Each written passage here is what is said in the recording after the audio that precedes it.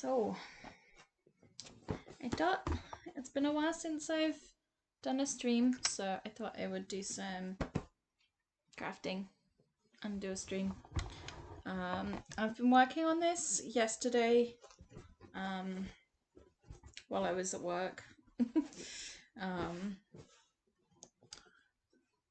And I'm kind of getting imposter syndrome with it, kind of, I guess, because it's for a customer, and I'm like, I don't tend to like do much embroidery for like people who are paying me. But this is what I've done so far. You probably can't see it very well. It's like, that's what I've done so far. This side. There we go. It's mirrored for me, so it's a bit. Well, it's not mirrored. It's like the opposite to what it should be.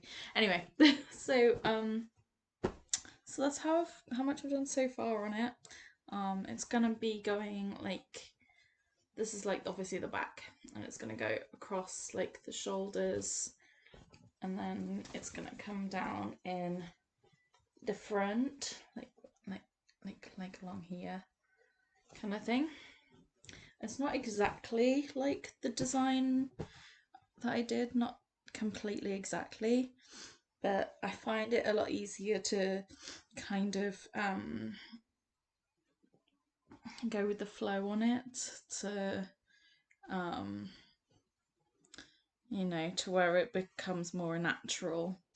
But I think I will have to thicken it up in some areas, because like this part here is really thick, and then this part here is not as thick. So you can see it's like a thorn design. I don't know if it's even like showing up. The camera might be trying to focus on me. But yeah, it's like that. And what I've actually done, you can't really tell from the camera, but what I've actually done is I've been using more than one colour of thread. So what I do is I use still the same amount of threads in the thread, if that makes sense, but I split the thread down. So even though I've still got a bit of thread left here, I will show you how I do it. So what I do, this gives it a much more natural look. It's like I choose the base color, so this red is like the base red that I like, and this one is actually one that's already been split, so I'll keep this one.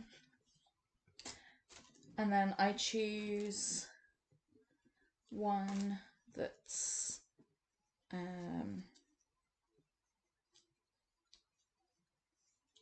that's slightly darker, and then another one that's much darker than that. Or sometimes I'll go for like one that's darker and then one that's a lot brighter. So, but as long as you have like three colours, like I have three colours here that are quite similar, but like they're different.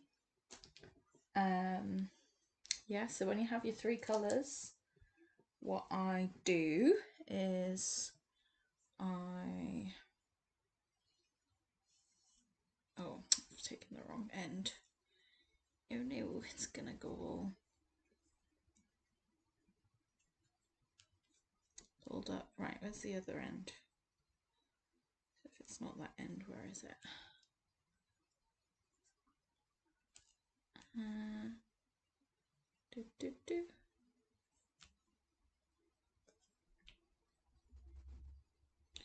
Where is the other end of the thread? Because I need to pull the other end.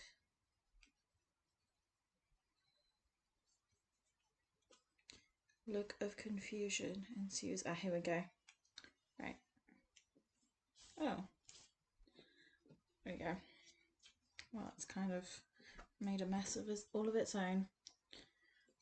Never mind. So I get threads, make sure that they're same length.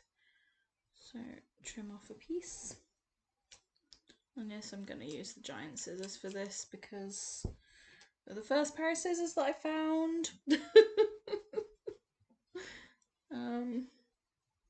It's fine. It's fine. We can use them for threads. It's fine. I think someone's been using them for paper, which is really annoying because these are fabric scissors, not paper scissors. But it's okay. We'll deal with that at some point. Yeah, we'll deal with it with murder. No, not really. I mean, it is murder worthy using the fabric scissors for paper, but no. Right, so trim all 3 threads so that they're the same length. And then what you want to do is you basically choose how many strands of the thread of each one you're going to use. And I'm using 2 strands of like the base colour because I want it to really show up as that colour. Then I'm going to use 2 of the slightly darker one. Oh, this is not working. Yeah, so 2 of the slightly darker one. That's 1 and 2. And then I put this one to the side because we've taken those. And then, oh, I hear someone coming into the house. Hello. Hello. Hello. And then I'm just going to take 1 thread of the really dark one because I don't want it to be too dark. But I do want there to be some dark thread in there just to add a dimension.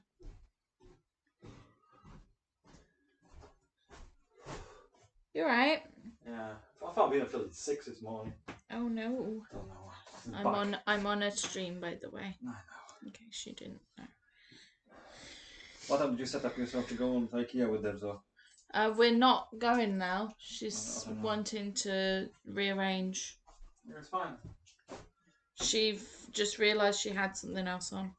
Or more work, isn't it?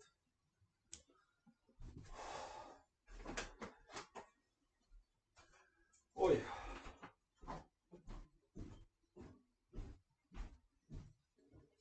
Okay.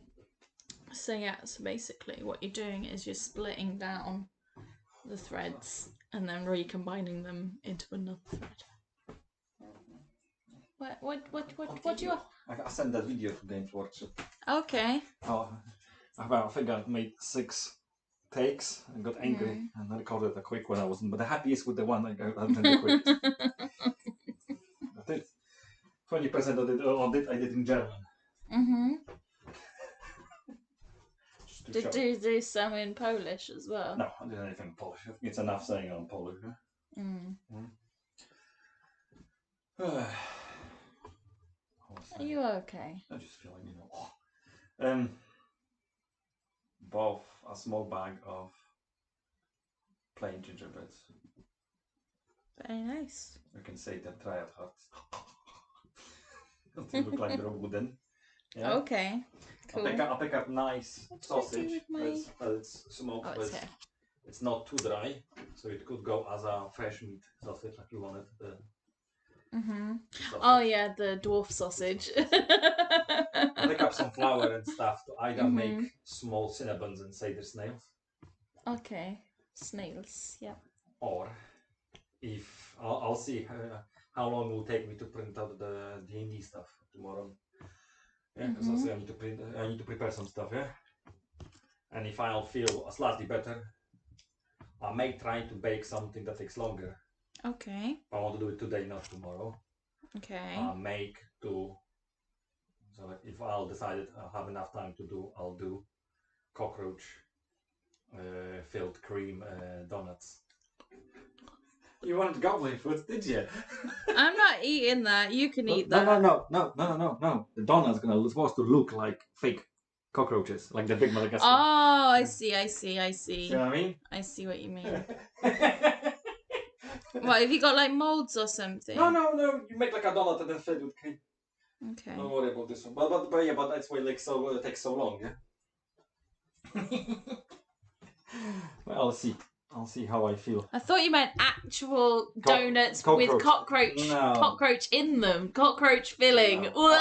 I did went to W. Smith, see if they still got those. I'm a celebrity, get out of me at the, the, for example, like the ride. Did you say I'm a celebrity? Get out of me. No, maybe. Get me out of here, not get out of me. Yeah, I think I said get out of me, yeah. Now, for holy symbol. I'm either gonna look tomorrow for a piece of wood and I'm gonna pyrograph the leaf on it. Yeah. Or I'm gonna find a thicker piece of like a piece of branch with a leaf on it. I'm gonna just attach it to the string. Yeah. Or you could use one of the leather leaves. No, I'm saying for the goblin, like Yeah. piece of unless I'll just pick up a piece of lettuce leaf. I'm like, munch on it. Like, stop eating your holy symbol. Or I use the fake vine one, so I can just munch on the plastic and just shout and stop eating your holy. Stop eating your holy symbol. Get like a chewy one, like one that you can.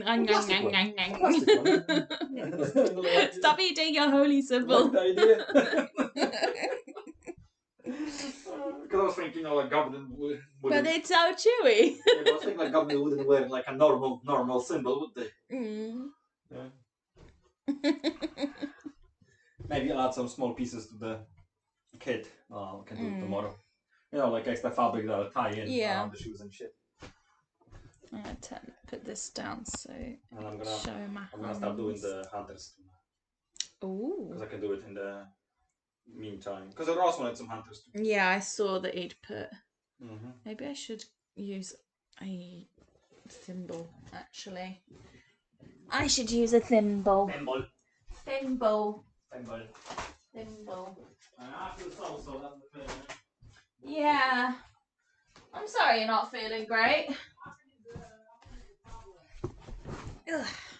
I should have a thimble in here somewhere. In my pouch of junk. I've been taking the back tablet for, 3 days now? And it was just really bad this morning, yeah? You can even tell. Look the difference. Like when you touch this side. No, not fine. Yeah, I touch the other one. It's a lot hotter and more sweatier, isn't it? Yes. And the muscle is more procuring. It's the muscle. Okay, take your sweaty back elsewhere, please. Yeah. Oh, I think I need to use the other one. This one is. Oh, it's the plastic not in the sewing machine. What? The orange tin plastic film. No, I'm not using that one. I've got one in here. That I was gonna use. I got one that looks like a bird. Bird. Well, I've actually got two because I remember. I found this one at at Empire they have that lost property that's been there for years and then they give it away after a certain amount of years. It was one of those. And then this one, I forgot that I had this one, and I bought it. In a charity shop, isn't it? Recently. On eBay. I thought it was charity shop. No, eBay. Oh, that's interesting. And then I bought it, and then I found this one. I went, oh, I've already got one, but this one fits better. So. Well, the Method Cooper, what they do? Why don't you have a look at metal?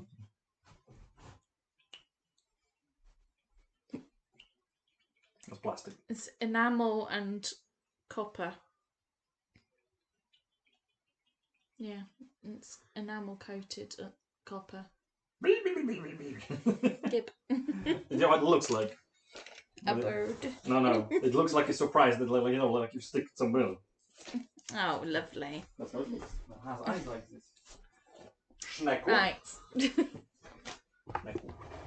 I'll go into the kitchen. Do you want anything? Yeah, I'll have a cup of tea if you're making one. I don't know if this is even showing what I'm doing. Not right this moment, thank you. Okay. So I tend to move my fabric a lot around while I'm doing this, and I usually would use a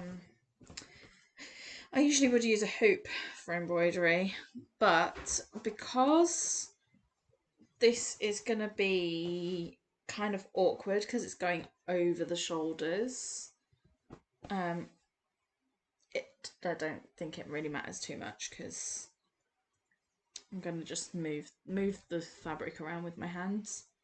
But yeah, if I was doing just like something on a flat area, you know, like in the middle, I would probably use a hoop. Right. Yeah, you still can't really see. I'm gonna have to close this a little bit more. There we go. That's a bit better. You know, the plain one, they look like wooden hearts.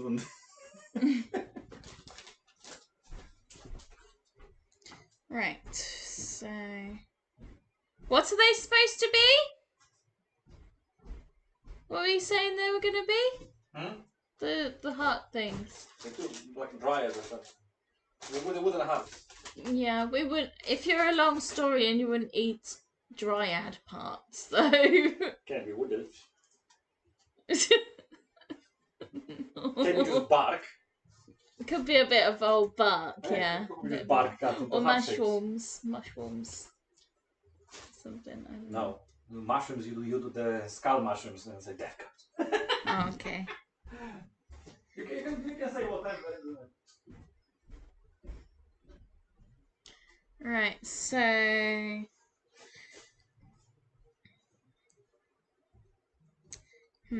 just thinking to plan out the direction of the design next. I think maybe I'll have one going that way. Can you go scratch yourself somewhere else, please? I'm pushing on the muscle. Okay. Scratch yourself. Well, it sounded like you were scratching yourself. Gross. I'm pushing with my knuckles. Men are gross. Right. Okay. I think I'm gonna go this way and then have it a straight piece that goes up. So I'll do the straight piece.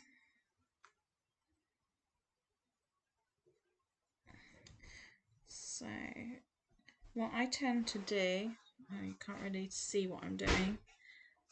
I really need to get myself like a over the head camera thing situation. But what I'm basically doing is I'll do a few stitches and then I'll show you from there. So first of all, I do basically a running stitch to kind of plan out where the design is going.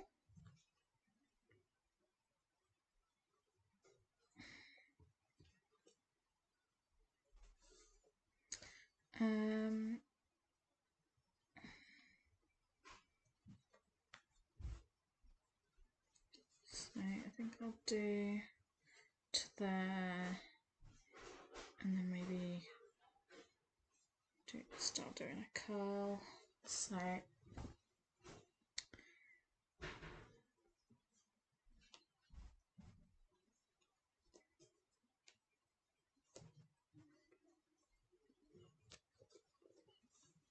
and I'm doing everything from the top of the garment, and like I don't tie any knots anywhere on this. I'm just, the way I secure it is by essentially sewing and then sewing on top of what I've sewn previously, so it secures itself.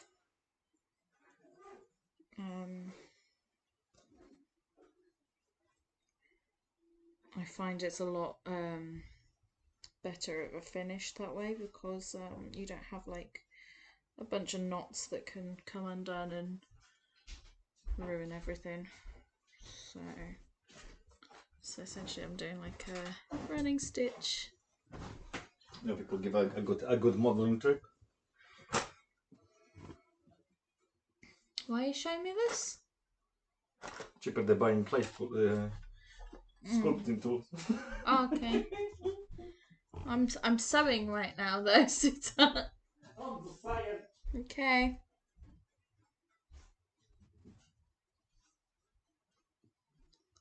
I'll leave you alone. Yes, please do. Actually, don't leave me alone completely. I want tea.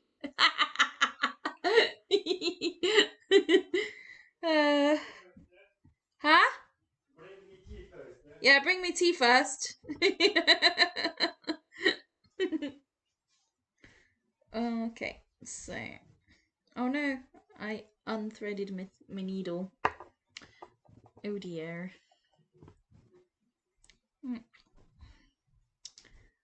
know it's kind of unsanitary to use your saliva for this, but it actually is the best way to do it because there's like an enzyme in your saliva that essentially softens the edges, like breaks it down. And there's some science in there involved which makes it better than just using water or something. So just going to open up the Book of Faces.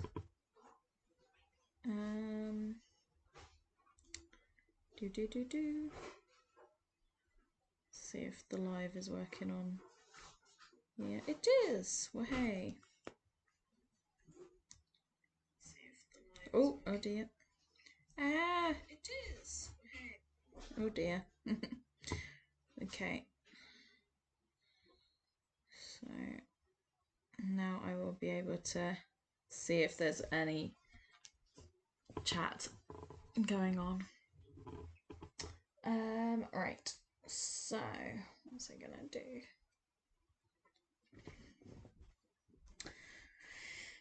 Yeah, so I've got, where's the other thread that I just made? This one. I've got this one. So what I tend to do is I like do my design until I get to the end of it, and if I really wanted to, I could go back on myself again, like up until the point where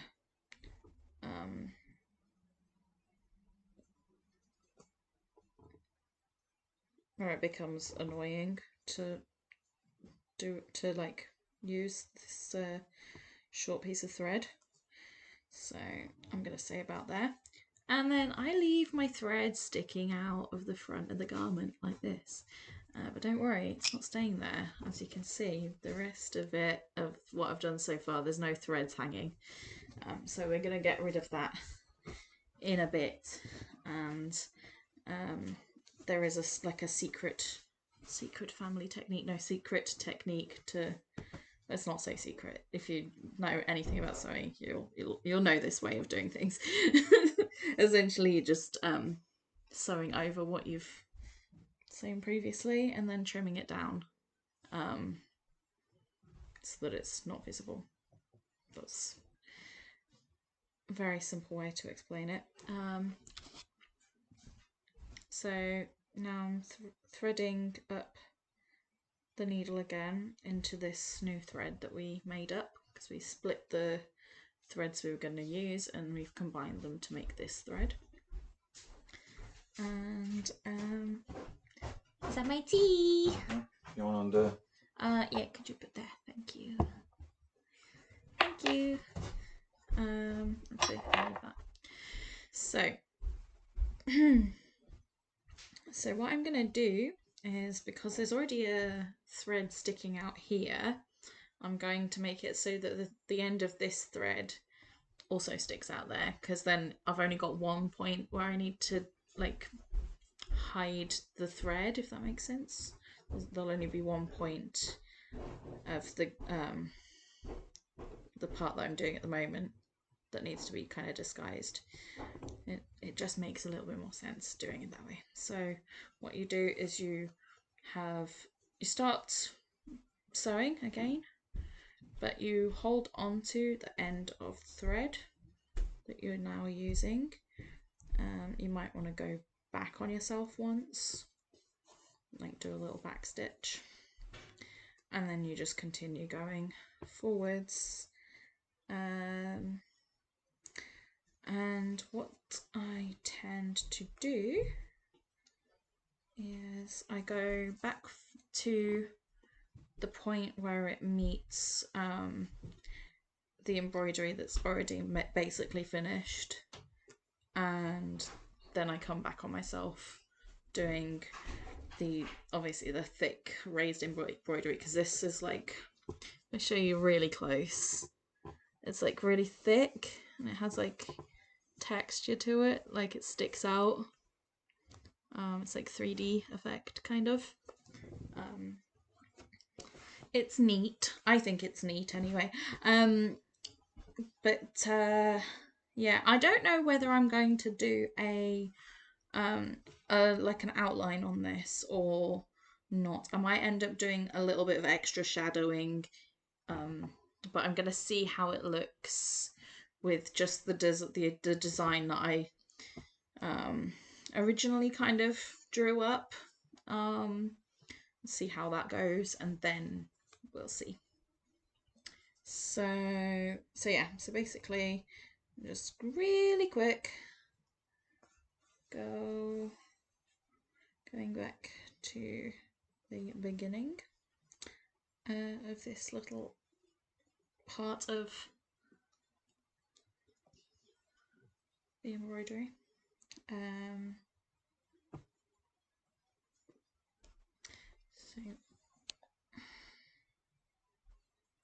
And the little running stitch that you're doing at this point doesn't have to be like super tidy, as long as it's following the exact line that you want to make.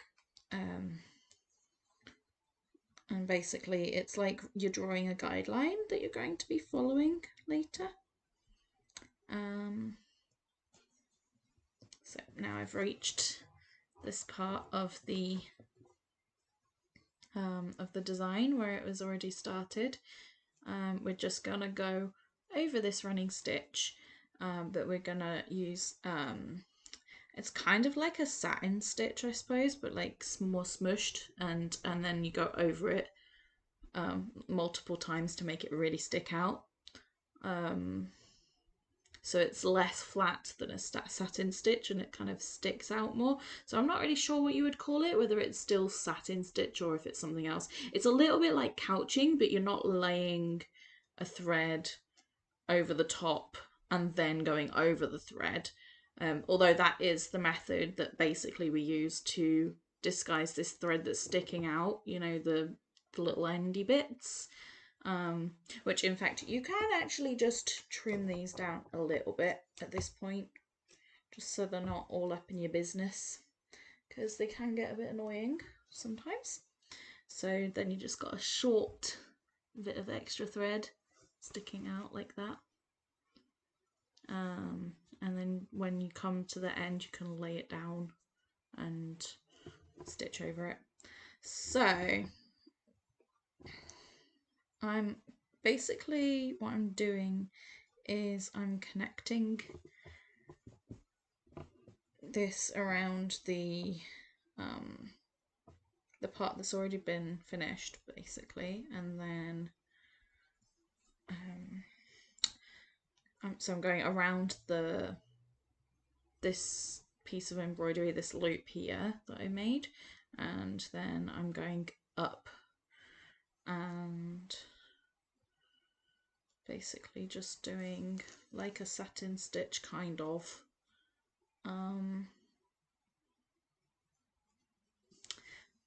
Very tightly around here, around this line of stitches that we just made.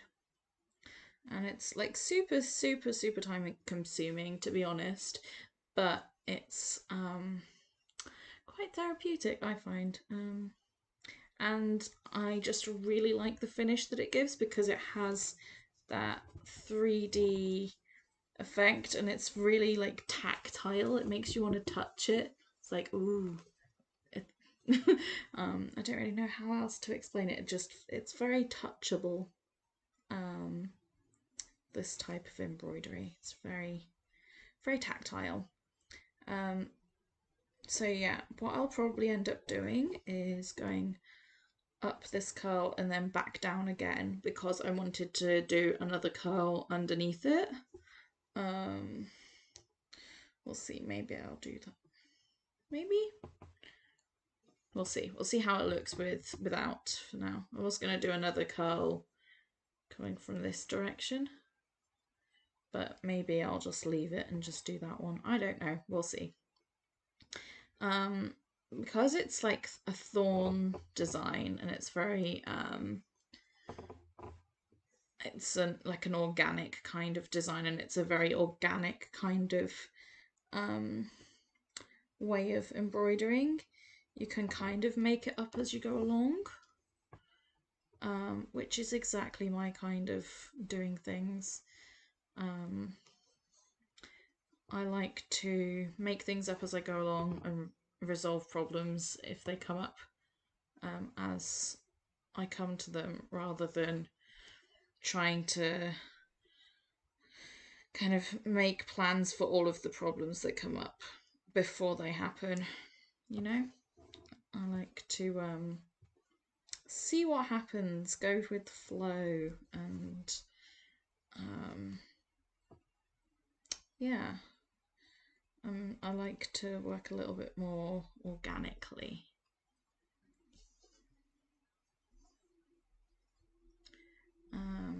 I think it makes the embroidery look a lot more, I don't know, like it's got a more of a human touch, which obviously it's going to have a human touch because it's hand embroidery done by a person, not machine embroidery done by a machine, which machine embroidery does look very nice, and like the designs are all made by humans. It's just, you know, the actual sewing is done by a machine. It's just I just really like the feeling of doing embroidering by hand, and the overall human touch that it gives. I'm noticing here that actually in this garment we have like some loose threads here that are from the construction of the garment. So what I might do, because I don't know if these are going to pull out or anything like that, I might trim them down, but then when I come to extending this part further, I might sew over where those loose threads lie, just to make sure it's all fastened in there a little bit better. And it seems like we're pointing in that direction anyway, because it's like literally just here, and it would line up anyway. So it's yeah, it's always good as well, embroidery, when embroidery is used kind of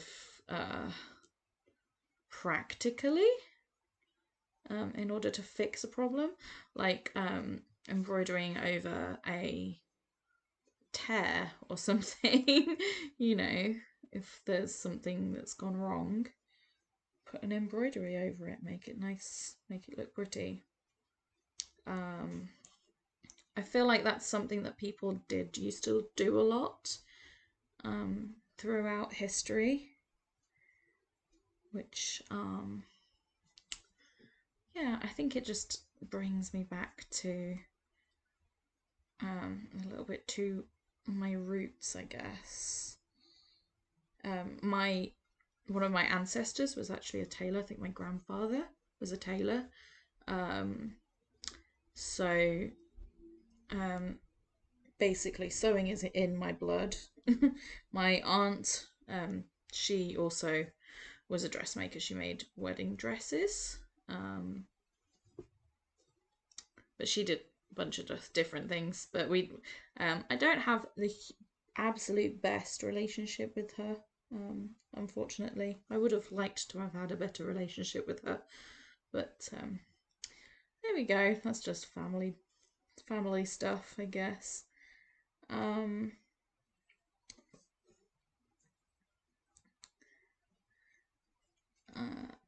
But yeah, we've got a lot of very crafty people in our family, and have had a lot of sewers and like I say, a tailor. My grandfather was a tailor, so yeah, kind of doing this kind of work by hand kind of brings me a little bit closer to what their experience must have been like.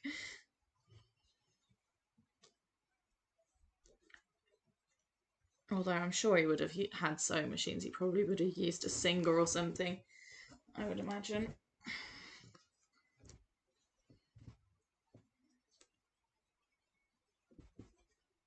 Or maybe something even more modern than that, I'm not sure. Not sure in which era my grandfather existed. So was it my grandfather or my mum's grandfather? It might have been my mum's grandfather. Yeah, that makes more sense. I think it was my mum's grandfather, so my great grandfather. I think. Yeah, so basically what I'm just doing is I'm building up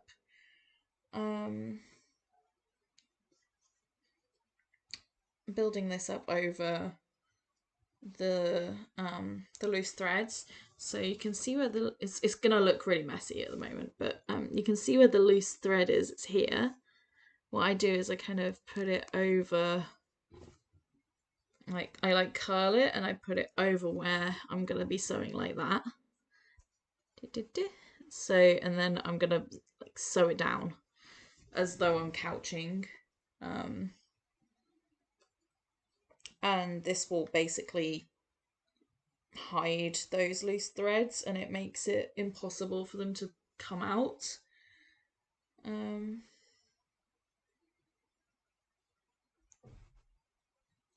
So there's never any need to have an ugly knot at the back of your fabric, because you can just have it sticking out the front and then couch over it like this. And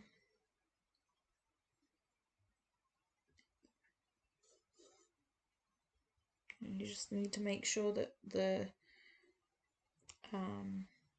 the thread that's coming down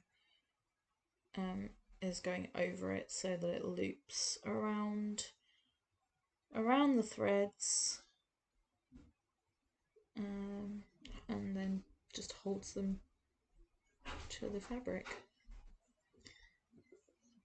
You can see it's forming.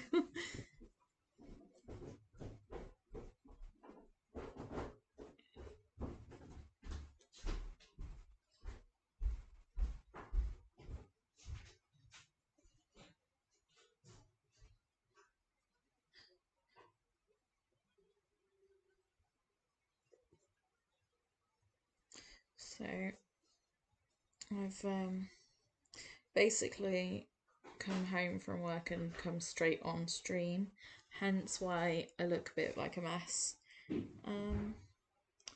But I really fancied giving this a go and doing a stream with embroidery, because I enjoy it. I enjoy embroidery, and I'm sure there are other people out there that like it. I just wish I had 2 cameras set up so that I could have one on my face and then one like showing what's going on. Hello. You? Hello. What you doing there? You're making stew or something? What you doing? Hunter stew. Are you making hunter stew? Ooh. Game tomorrow. You're starting to prepare it now. I have to prepare it now. It takes for a couple of hours. That's it. Okay.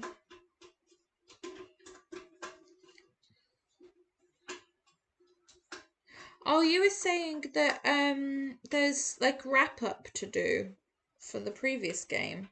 Yeah. What? I Because you're don't. still outside town, aren't you? Oh, okay. Let's handle this folks now. I thought we were gonna just Abandon the town. just fudge those details and be like, right, where are we now? You could. No, but that would mean just escaping, eh? Hmm?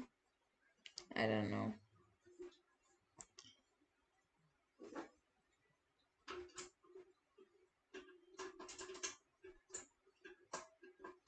Well, no, we need to go pick up our stuff because I think we didn't even bring all of our stuff with us. Leave some stuff. Pal wants to try to get some stuff for the ink.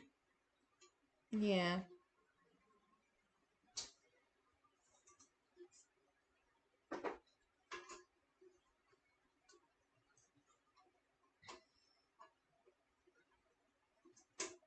Okay. So now you can see there is no loose threads here at all. There you go, the camera's more or less focused. So what we'll do with this is we'll go back over what we've started doing here, and we'll add in the thorns as we're going in. So it will thicken up the stitching that's already there, but also add the detail. Yeah. And for the thorns, it's basically you're just adding a longer stitch to one side or the other. And it's like a sort of you're kind of making like a triangle shape. So obviously just adding one stitch here, and yeah, sometimes all you need is one stitch to make a thorn. Other times you might need a couple, just to have it be a little bit more obvious that that's what it is supposed to represent. I think this time I don't need much else. I can just go in, yeah, because it's only supposed to be a small one on this part. Okay, so now I'm going to turn the fabric over this way, have it hang in this direction so that I can work this way around.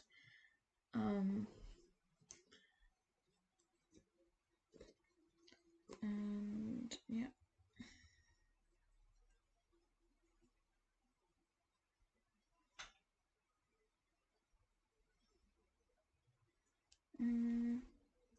Maybe I'll do another little stitch for this thorn just to thicken it up a little bit.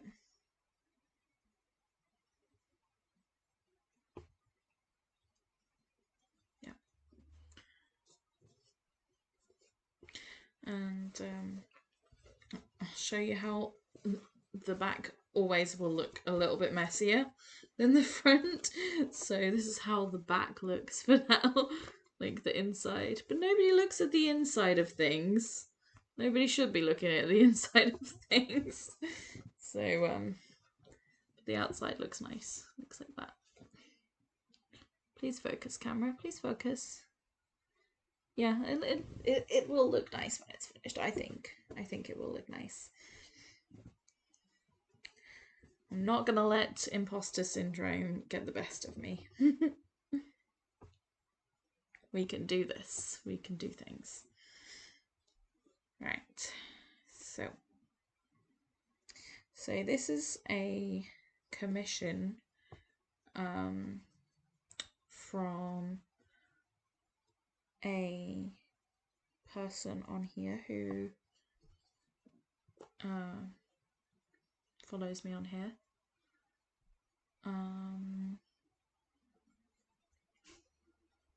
And he is another person from my nation, Navarre, in Empire Larp. This part needs to be a bit thicker. I'm just gonna go back on myself here because I found a part that's not quite wide enough. It's a little bit skinny. Okay, that's a bit better.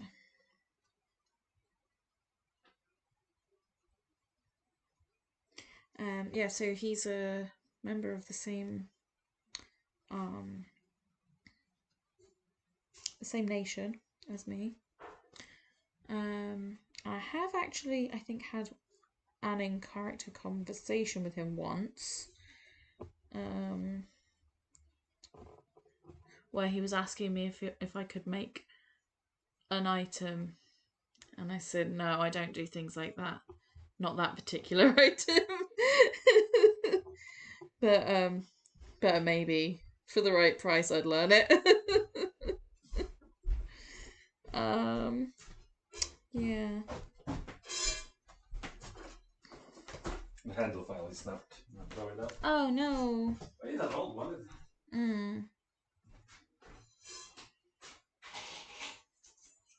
Okay.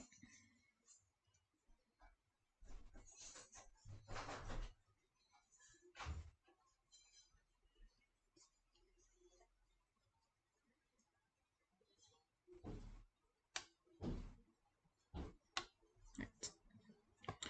Add another thorn here. And it's gonna be this direction.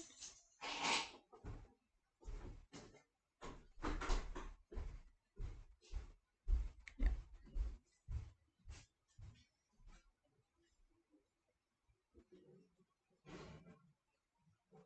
No, that doesn't look right. Let's try that again. Yeah, so he's commissioned this embroidery. There's going to be a little bit more embroidery on the bottom of this, and I'm going to add a pocket. I've just asked him to send me a picture of him wearing a belt, how he normally wears a belt, because depending on where he wears his belt, I need to figure out where the best place for the pocket would be, otherwise the belt's going to interfere with the pocket and vice versa, which will be annoying. And I want it to be something that he can actually wear and then, you know, utilise the whole everything with it.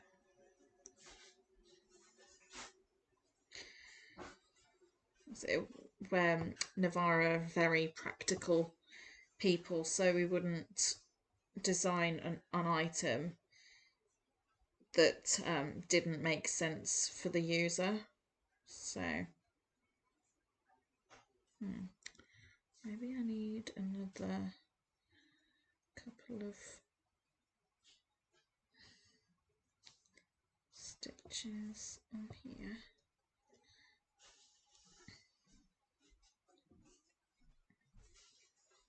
Yeah.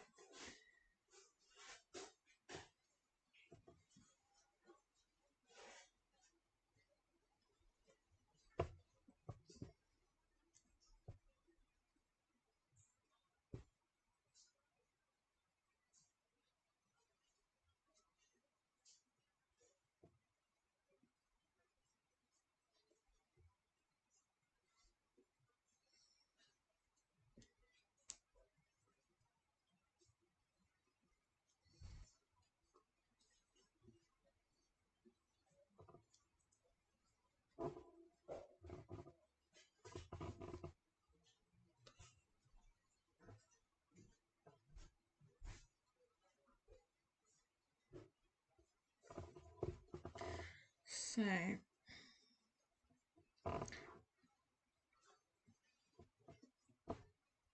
I think it's interesting to see how much everybody's been crafting during lockdown. Seems like a lot of people have been getting into crafting and either learning a new craft or just working on all their different projects that they you know, never got round to before.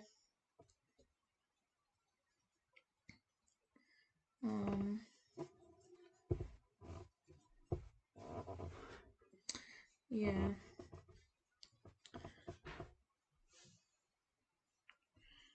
It's like people are making the most of things.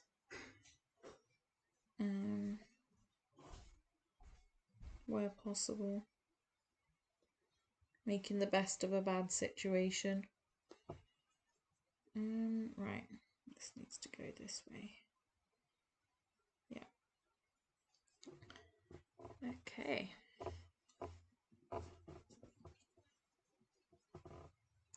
Although I know lockdown's technically not completely still going. It's like it's easing, which icky word to use, to be honest.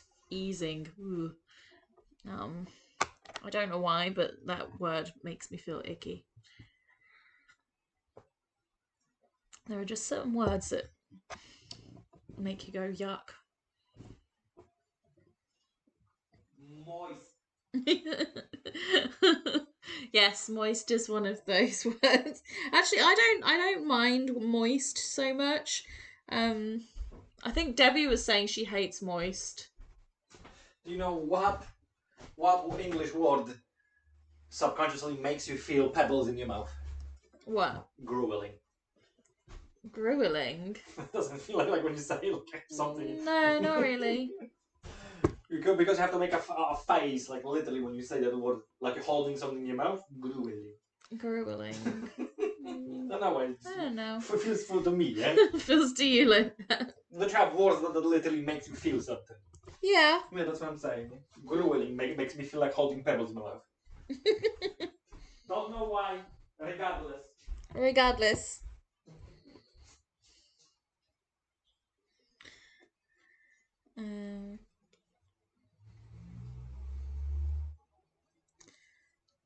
So I've made that bit quite thick, so I'm going to have to thicken the rest of this up quite a bit to match with this bit. But that's okay. Oh, I've pulled the thread in the wrong direction. I was trying to pull it more onto the needle and I pulled it off of the needle. That wasn't very clever. And pro tip, if you're ever sewing and you're near your laptop, laptops usually have like an area right here where it's magnetic, so you can put your needle there and you don't lose it. Don't hold your needles in your mouth. If you inhale it, it's really bad and you have to go to hospital, and sometimes they can't do anything about it, and it would really suck. It would especially suck if you swallowed one and it was made of something that won't dissolve when it gets into your stomach, and then you have to pass it and it goes into like your intestines and like you get internal bleeding or something. That would suck. That would really suck.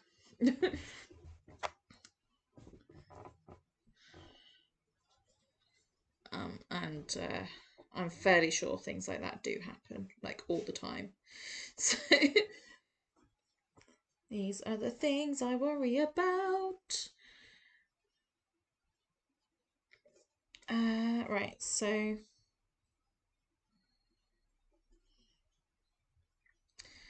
we are just basically going over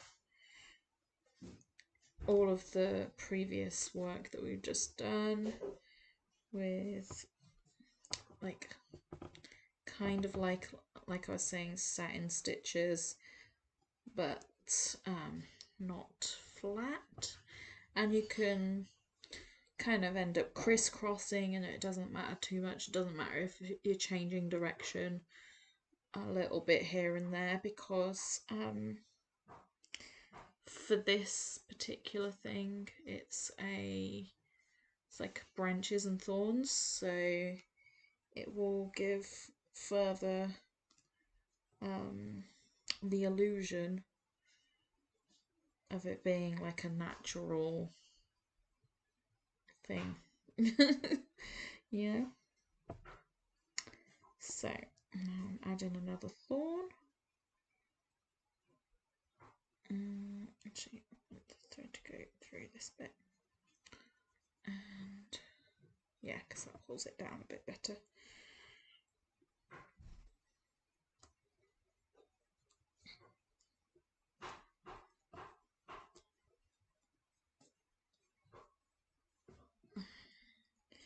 So now you can probably tell the thread's getting almost to the end.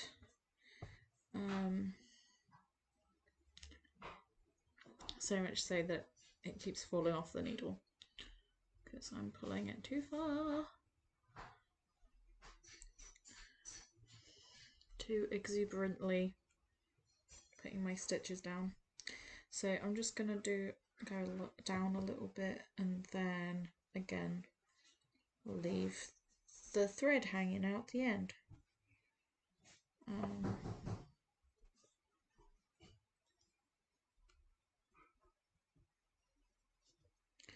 So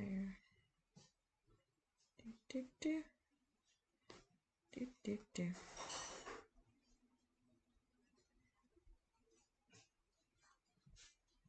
So, like I say, this is very time consuming, but oh my goodness, it is so worth it because the end result will look nice. I think I'm just going to leave it with this part so that it's like in the middle. And then we're going to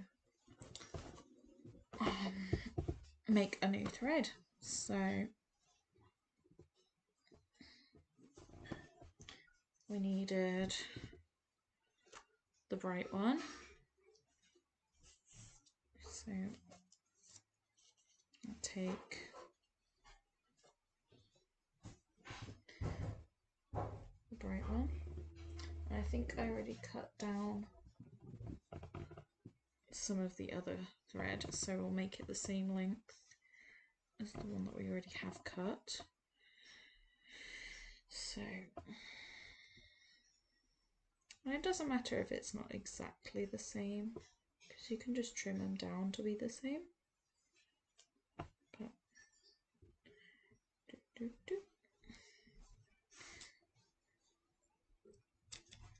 we go, that's the first one, and the darkest one is here. Should all be the same length. So now we wanted 2 of the bright one. So we're splitting the threads off.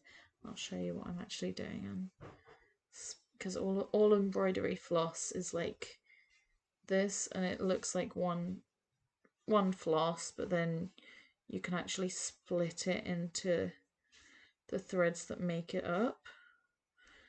And if you want to be really, really precise, you can actually split each thread down into 2, but that will make the thread really weak.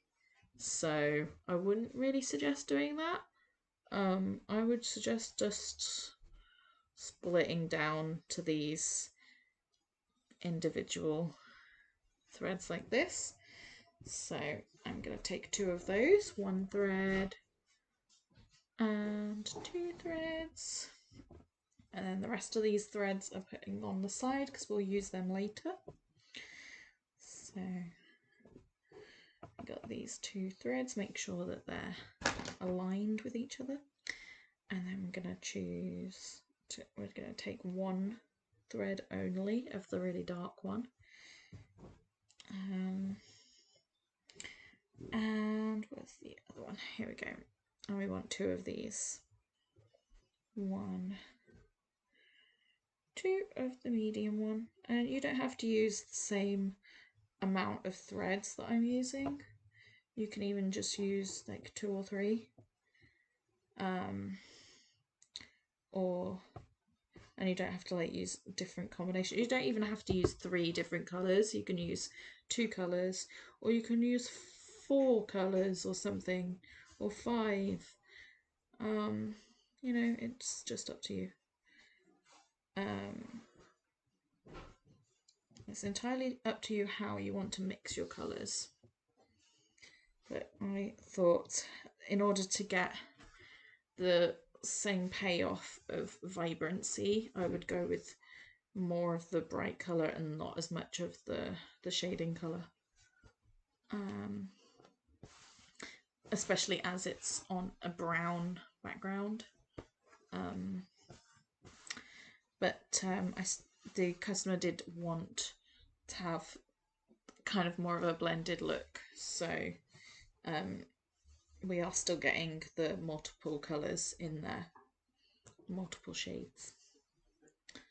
Yeah, so and I'll just give you again another close-up of the design so far, and you can't really tell from because of the light. Maybe if I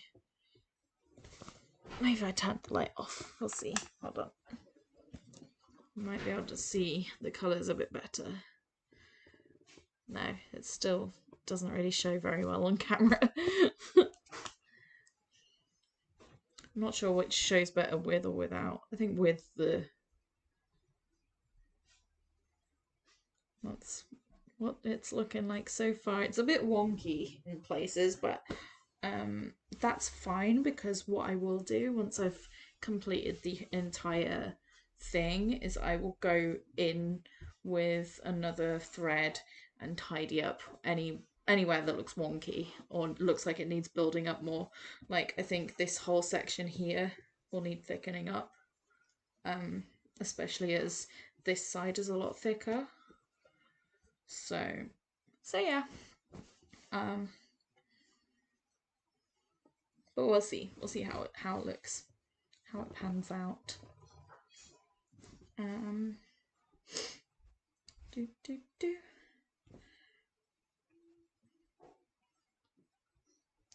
I have a message.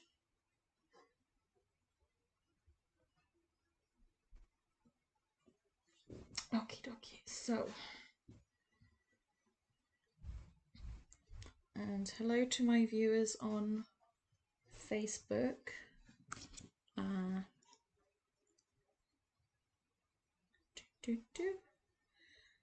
And you have arrived to see thrilling footage of me attempting to thread a needle.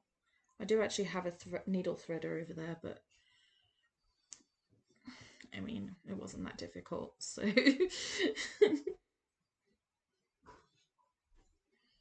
Right, so we're gonna do the same as what we did before, leaving a string out of the fabric like this, and then we're gonna go back over ourselves. In fact, would it make more sense to go that direction and then go back up? I think it would. So we're gonna, oops, sorry, just knock the computer. So what we're gonna do, I'm gonna go, yeah, I think we'll do that actually, because then we can couch it with in that direction. I'm gonna trim it down, what already was there. Throw that over there. Okay, so I'm going to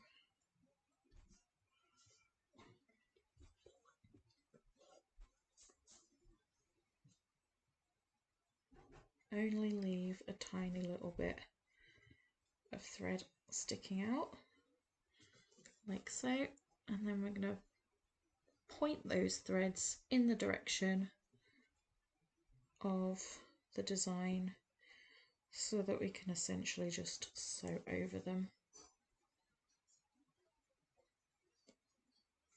And I'm going to do so very roughly so that we can go down the design and then back up from that point. So just going to loosely couch it in that direction.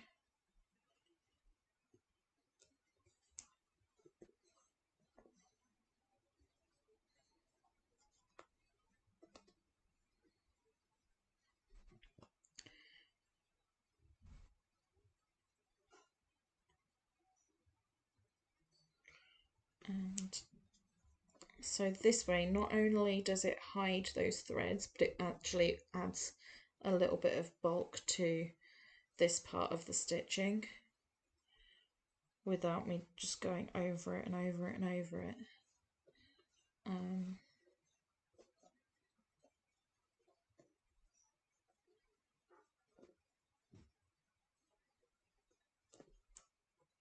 Let's see, that was quite quickly. We've gotten back to this point.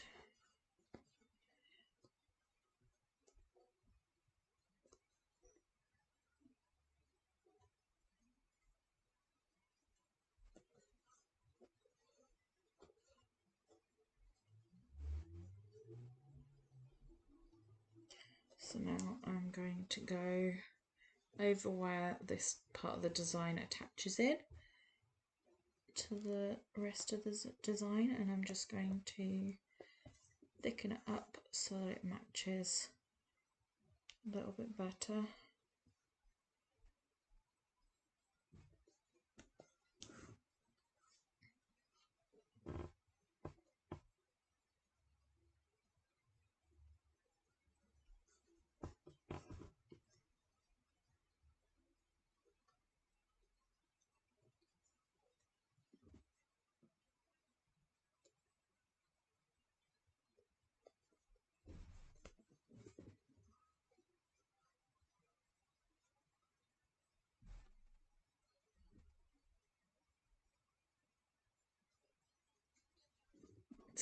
Okay.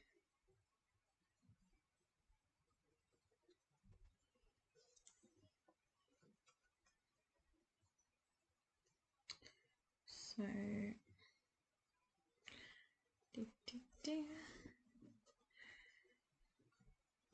I'm wondering if there's anything in particular I should talk about while I'm doing this. There's not really much going on at the moment, so oh well, I guess there is some things. I've got a D&D session tomorrow, which I'm looking forward to. And then I've got my first time back at LARP since COVID started. Well, since actually before COVID started, because I was actually on a break for a while due to I felt disillusioned with the society because of drama, and then obviously the COVID's happened, and then I started feeling, oh, like maybe I would like to LARP again with that LARP, and then now there's even more drama, so so yeah. But never mind, I'm just going to try and stay away from the drama and just enjoy myself and not include myself with the drama, because it's a thing. And I have a feeling that wherever there are humans, there will be drama, so I can either enjoy myself and just ignore the drama, or quit, and I'd rather not quit, so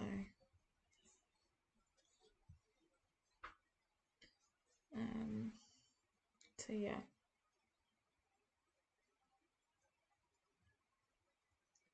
Like, don't get me wrong, I do like a bit of drama now and then, because it's like it activates that part of you that wants to look at a car crash to see what happened. It's like that kind of part of the brain. You know, humans are horrible beings. but yeah, I mean, I think at the moment with the whole situation, global pandemic, all of that, there's enough misery in the world already. I don't need to add to that by participating in drama that doesn't even matter, really. I mean, I'm sure it's all very important, but to those involved, but I don't want any part of the drama. I just want to enjoy myself safely.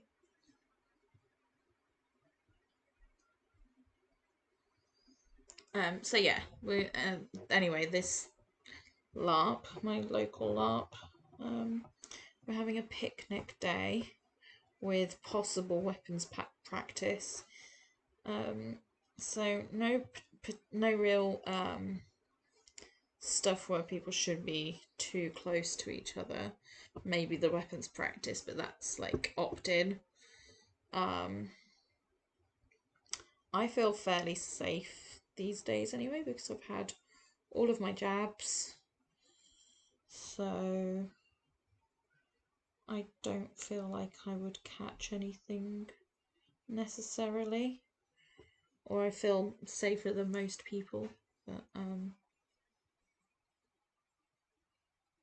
plus I take tests twice a week. Which reminds me I need to take my test today. In fact. But yeah, because of my job, I have to take regular tests.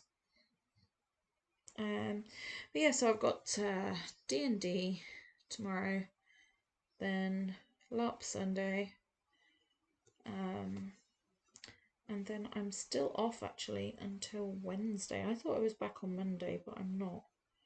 I'm actually back on Wednesday. So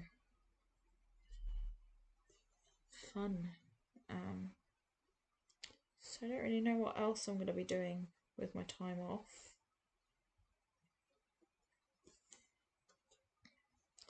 But yeah, so I'm looking forward to going to the LARP anyway, and Jacob will be going with me, and even though I'm only a trainee ref, I feel confident that I can give him a NPC role for this event, especially as we're kind of not fully in time in, because it's like not proper missions or anything. It's just a social event kind of, with extra stuff added in. So I've given him a role which is he is going to play as an NPC of a foul spawn that my character has essentially indoctrinated into the church that she's in, because she seems to like collecting them. She collects foul spawn when they're out on when the adventurers are out and about. They tend to like go on.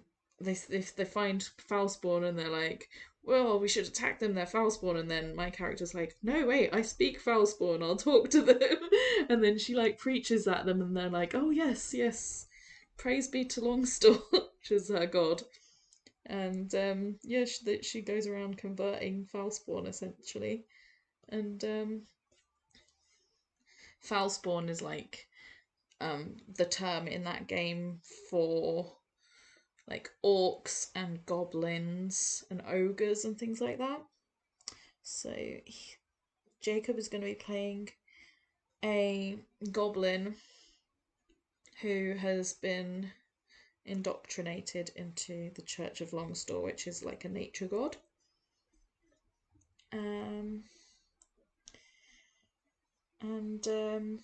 Yeah, it's going to be funny. It's going to be very funny. just to see everybody's reactions, because as well, goblins and foulspawn and things like that, generally you would need, if it's a player character, you would need a special permission to play that as a character, but because he doesn't know what he actually wants to play as when he's a player, he probably won't be playing this as a player character. It's just like a in-between thing, and it's an NPC role, so it's going to be played as by the NPC rules. So he won't ever do returns or anything like that. He won't send any information into the central or anything like that. And yeah, he's just gonna play it for probably just for this game, and then decide if he wants to make another character later.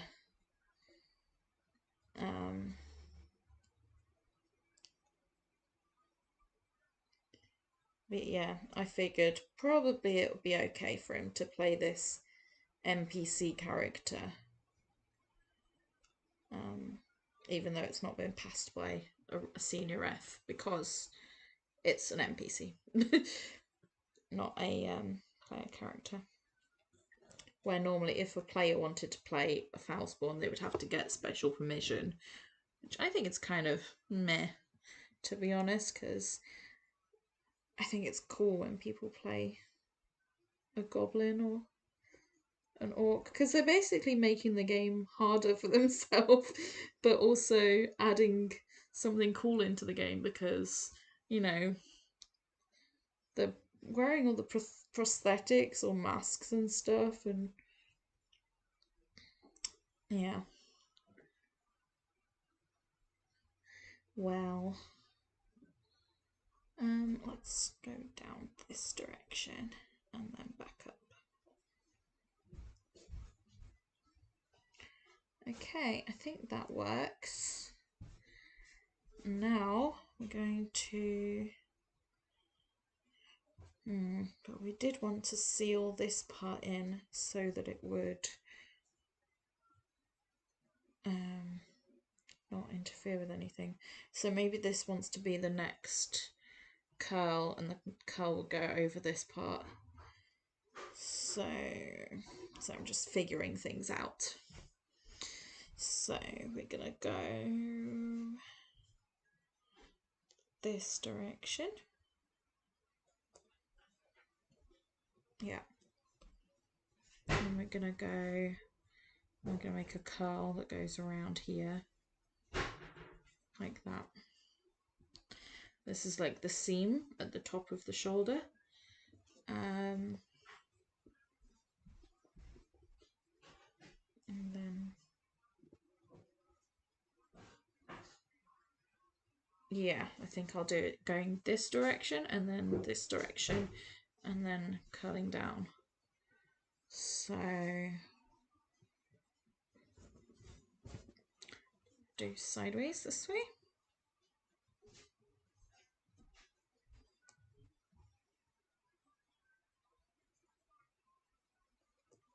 So now I'm squishing it up again and going to do a running stitch to lay the design down.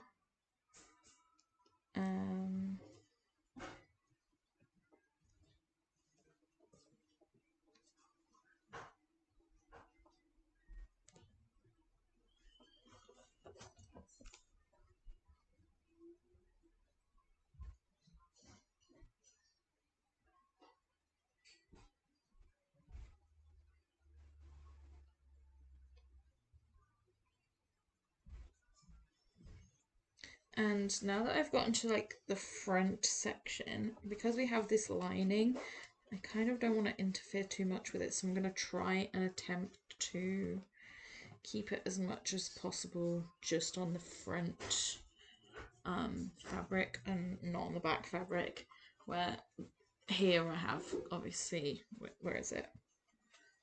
I have obviously gone through both in places, but I mean, it's not a big disaster if it goes through both, because they should be aligned anyway. It's just if it shrinks when washing that it can cause problems.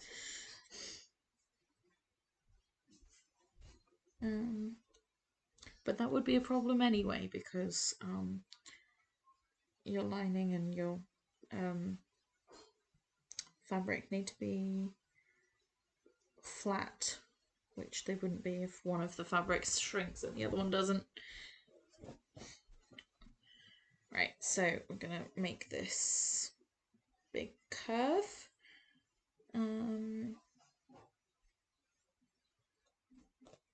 So we're going around here. And I just realised I'm not using my thimble and I'm tearing my finger up. Not too smart.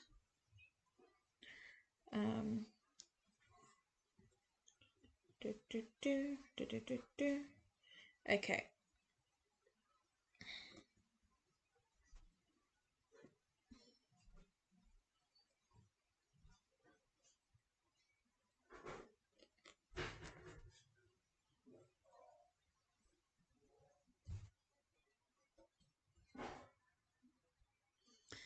You can also see streamception because I've got the stream down here as well.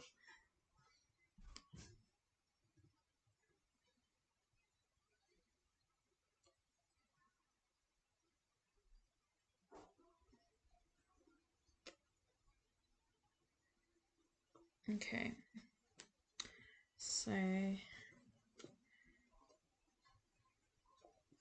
and sometimes I think it's nice as well to just contemplate what you're doing and take your work and just look at it and look at the bigger picture, you know, like sit back and really look at it. Like, it is like glaring at me that this side that I've just done is so thick in comparison with the other side, so I will definitely have to go back in and thicken up this part because it's so obvious to me. Or I could add some more thin parts, but I think probably it would just look better if the whole thing was as thick as that, because it's more bold. It looks better. I think it looks nicer when it's sticking out so much. It's so thick.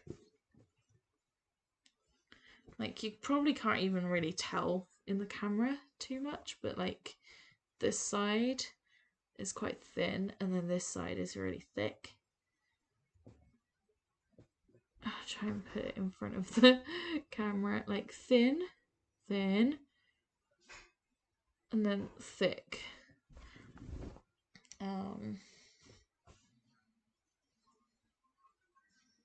I think I will need to go over that one, make it thicker, and maybe make the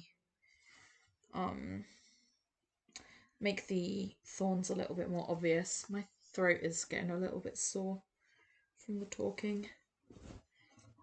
Oh, I forgot I have tea. It's probably going cold. Hydration important.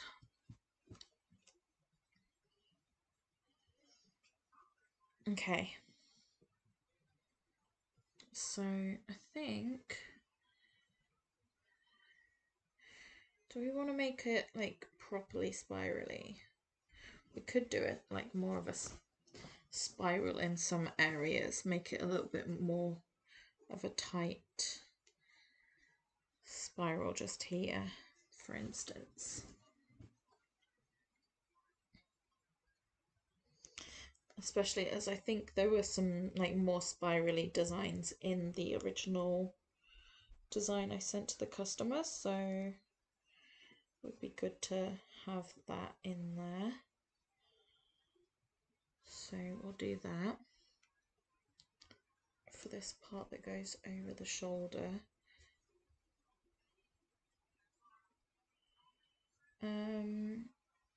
So going this way, and I'm gonna go this way.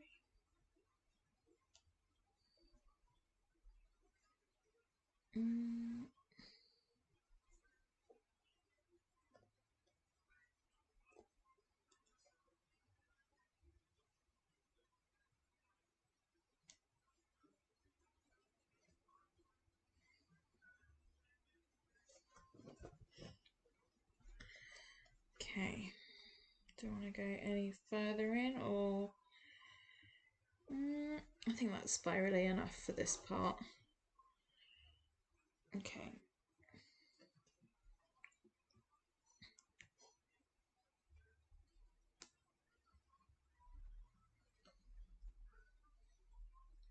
Oh no! One of the parts of the thread came undone, so I'm just going to use my needle to pull that stitch out. Not sure what happened there. Oh, it's because one of these threads is really short in comparison. I don't know why. I'm just gonna trim. Sometimes that happens, like one of the threads will be shorter than the others for no reason. Even if you cut them all to be the same length, they just become shorter.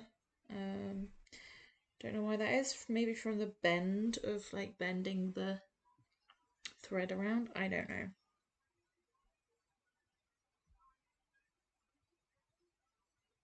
There we go.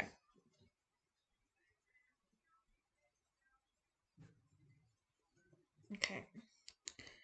So now I'm going to. Okay, I keep getting pecked because my thimble is a bird. Now I do not want to buy followers, Kluka.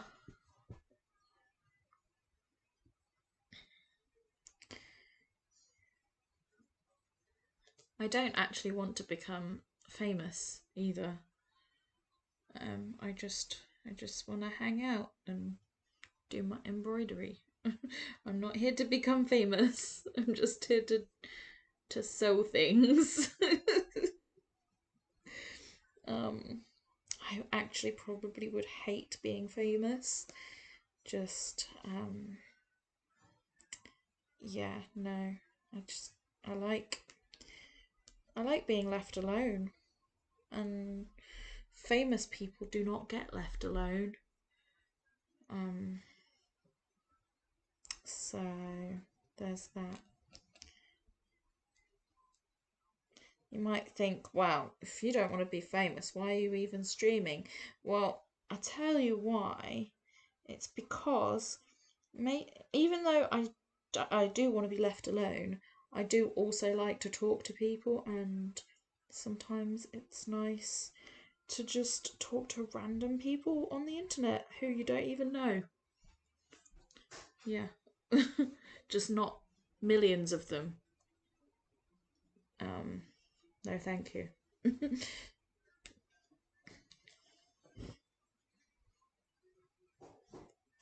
Okay, so I'm just going back over the little bit of a design that I did. And then when I get to a point where the thread gets too short, again, I'm just going to leave it hanging, so to speak. And then I will go over it with the next thread, couch it down, thicken everything up, add the thorns to it, and continue. Let's just check. It's not going through the front of this, so that's good. So far, so good.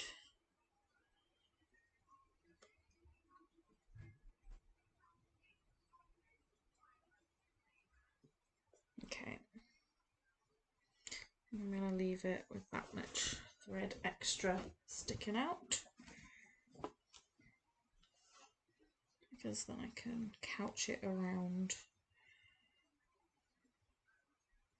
the spiral quite easily.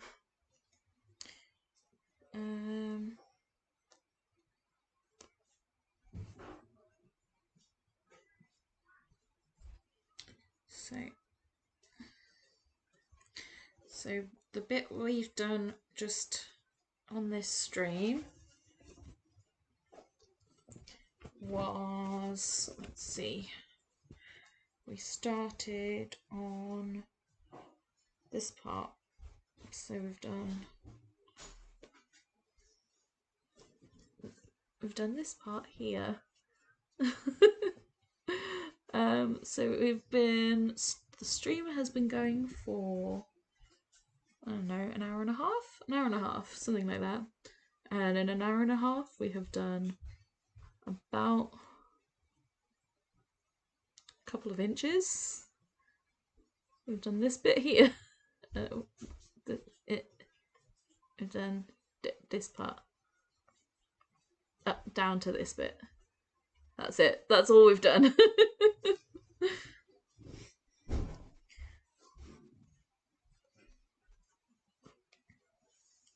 But like I say, it's one of those things where it takes a long time, but the end result is so worth it.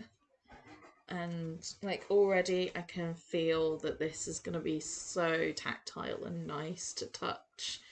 Like, I'm a very tactile person, and yeah, this is going to be one of those things that when he wears it, he's going to have a lot of people coming up, and because it's going to have the embroidery is going to come down over the shoulder and then go across the chest like that on both sides. So he's going to get so many people coming up to him and going, ooh, like trying to touch him, which hopefully he's okay with that, but like he'll have to get used to it, because people will want to touch the shiny. Yeah, people like me, I would want to if I, yeah. I wouldn't just go up to somebody and grab their costume like, ooh, but I would ask. I'd be like, can I touch? It looks touchable. Fuzzy. Or, you know, textures. Textures are good. Okay, so I will create some more thread for the next lot. Oh, and the good thing about doing basically doing this way is you're not going to lose this piece of thread. It's not going to come out. It's not going anywhere, because you've gone forwards with just a, you know, a running stitch, and then you've gone backwards over yourself, so that's not going anywhere. It's not going to come out. And you can like throw it to one side and leave it for a while and then come back to it, and it'll still be there. And it won't have like entangled itself into anything, because it's just a teeny bit that's sticking out, you know. And I feel like it's a lot tidier than having knots. I mean, yeah, it doesn't look like super tidy in the back. This is what the back looks like. It's not super tidy, but it's not full of knots and like random, you know, bits of thread. It's only like, yeah, it's basically like the design again, kind of, but not as tidy.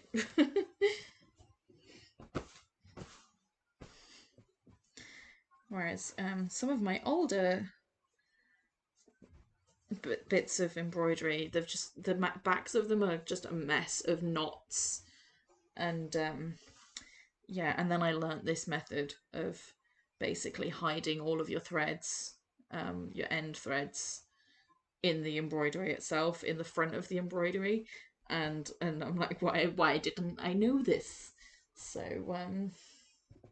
so yeah, if anybody watches this and didn't know how to do it, now you know. You know the secret. It makes it so much more secure as well. Alright, I need 2 of these. 1. What's that? What are you laughing at? I'm watching the musical called Twisted. Right. It's like a reverse role Aladdin, you know, like the exploring, you know, like the stuff. I'm laughing because Princess Jasmine, yeah, is saying, "Oh, I just want to be free." You slaves won't understand this. Okay. Okie dokie then. It's a really good one.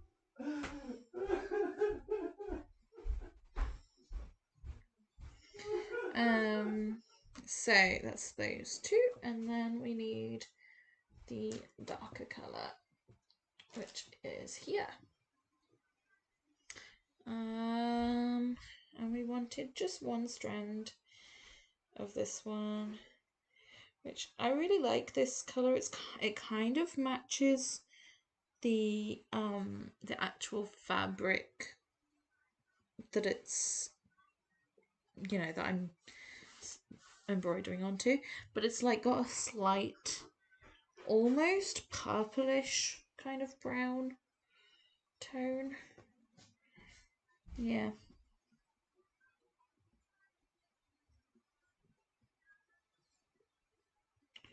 You can hear the musical he's listening to from here. Alright, so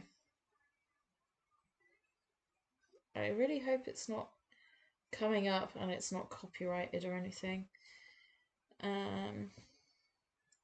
So hopefully you can't hear whatever that is.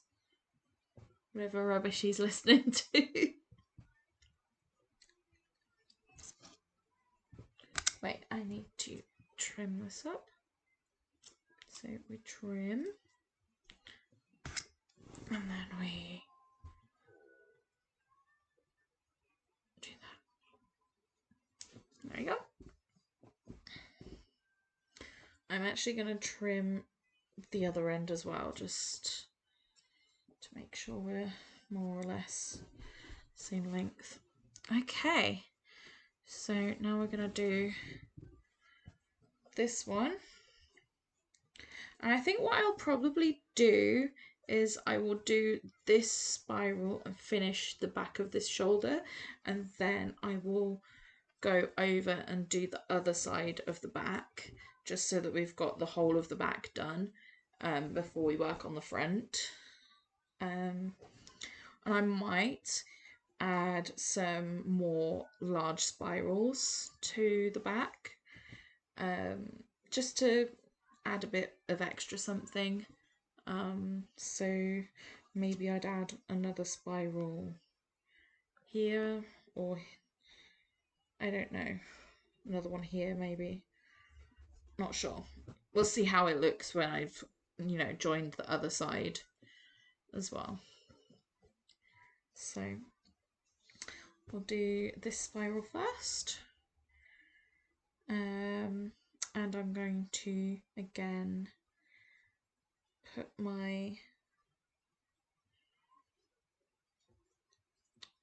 start my sewing where the loose threads are, so that the loose threads are all bundled together, kind of.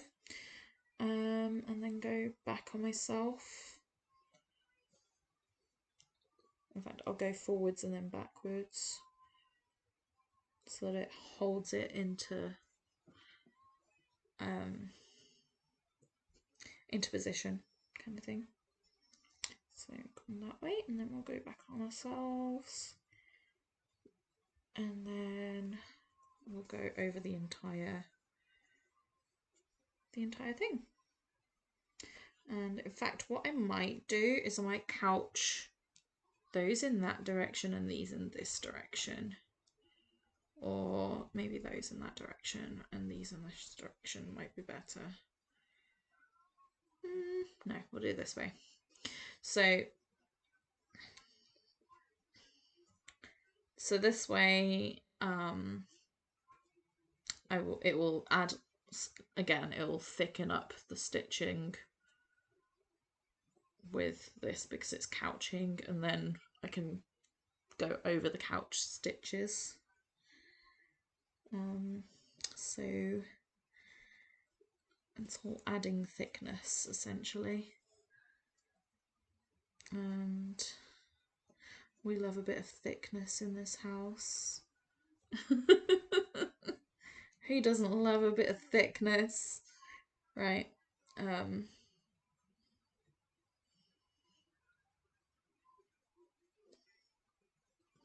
So we're going over.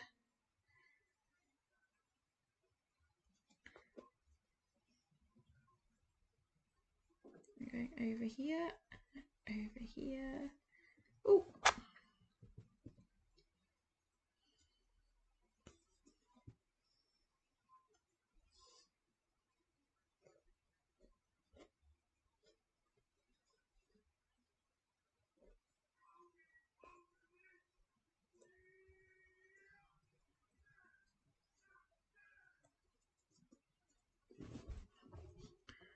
Right, so.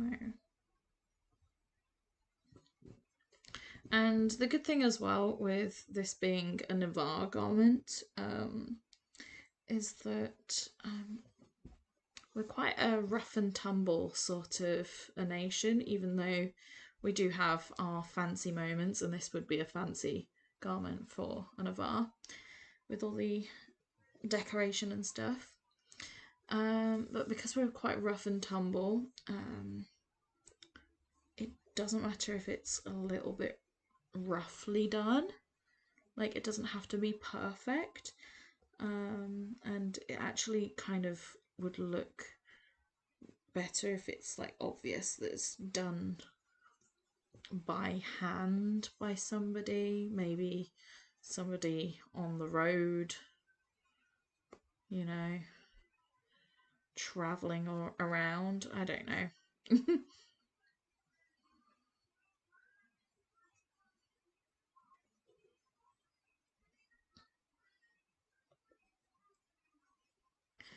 And yeah, I'm really hoping that he does end up liking this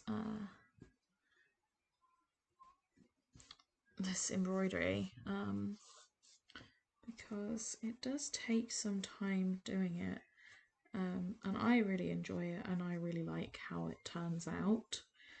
But whether or not it's the exact vision that the person who commissioned it, you know, envisioned it being, that's always another question. So this is why I'm always a little bit worried about doing commission work for embroidery. I mean, it's nice getting paid, don't get me wrong. But yeah, I'm always a bit like, scary. And I'm not like trained, not like, even though I have worked in textiles before, I'm not technically trained in like garment making or in embroidery. It's just something that I've done as a hobby for a while, and it's all kind of my own experimentation and self-taught kind of stuff. I'm going to, do I want to cut those down, or am I going to couch them the whole way?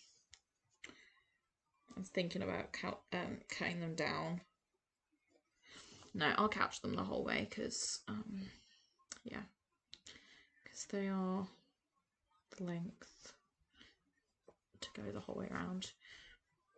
It's just mildly annoying because they keep getting caught up in everything. Yeah, no, I'm gonna trim them down. They're getting up in my business.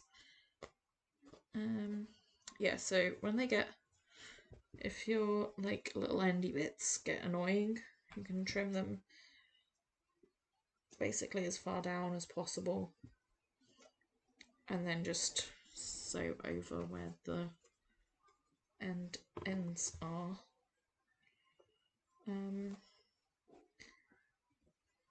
yeah, so that's what I'm gonna do,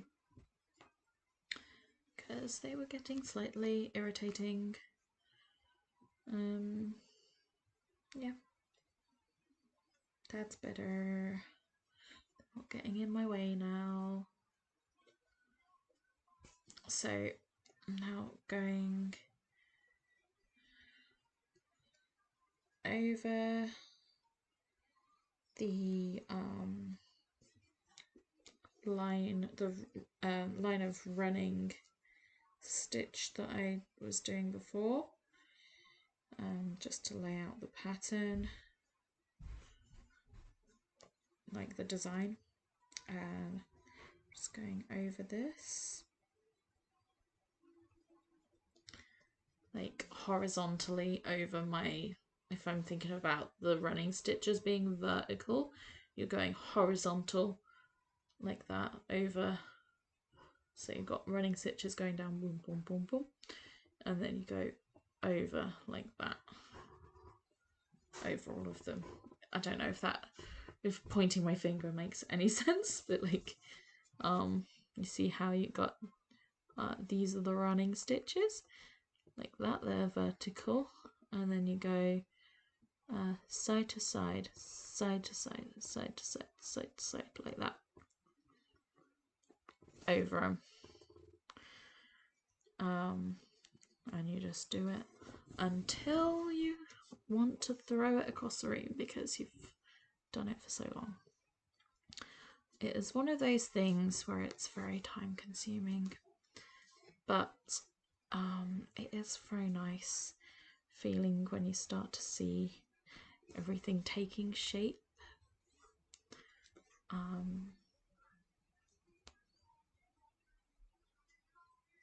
Would you just start to do a little bit here?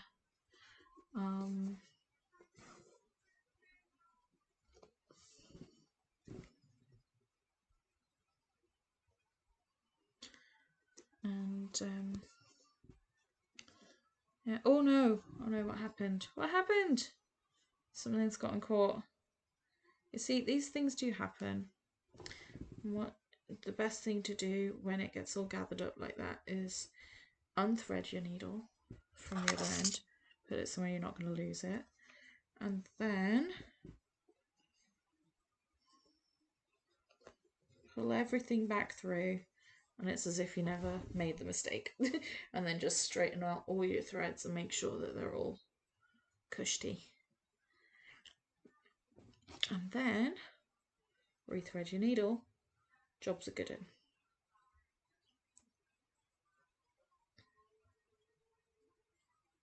Oh.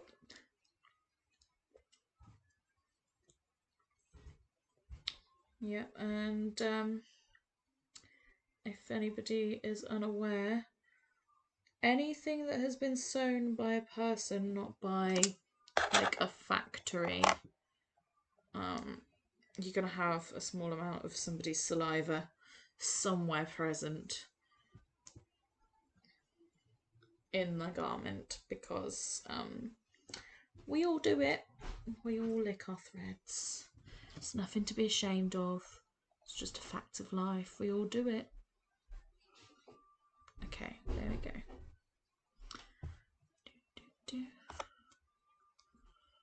Okay, so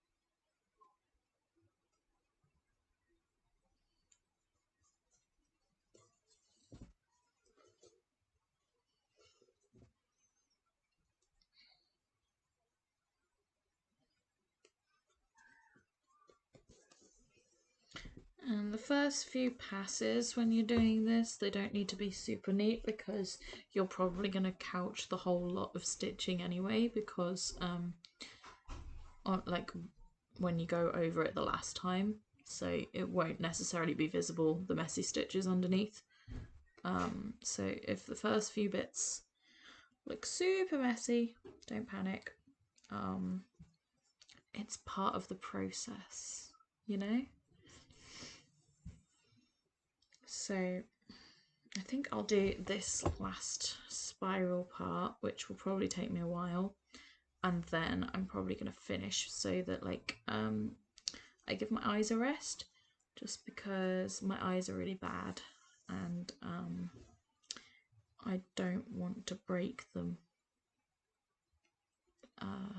Yeah, I need to go to the opticians and get some new glasses, but I'm kind of scared because the last time I was at the opticians, because I'm a care support worker, so I had to take a lady to her appointment at a optician's, and I was really not impressed with the the social distancing and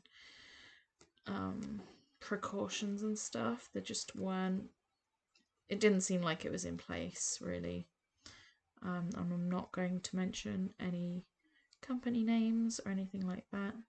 It's just I think it was just a bad day. Maybe they seem to be really busy. Maybe they should not book as many people in while we're in a pandemic, but I guess they need to make their money or something after being closed for so long. Just trying to get people in.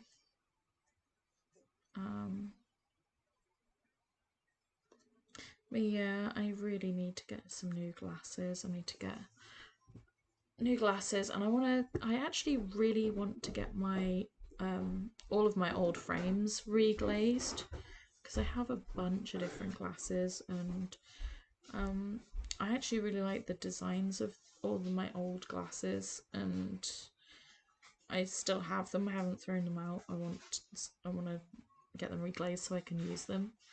I think it would be really useful for like having different characters, and having them all wear different glasses. Like I have my round glasses that I wear for LARP as Astra and also as Ashling. Most of my characters begin with A. I don't know why. But yeah, so I have my round glasses and they just help me get into character. So it'd be good to have some different options.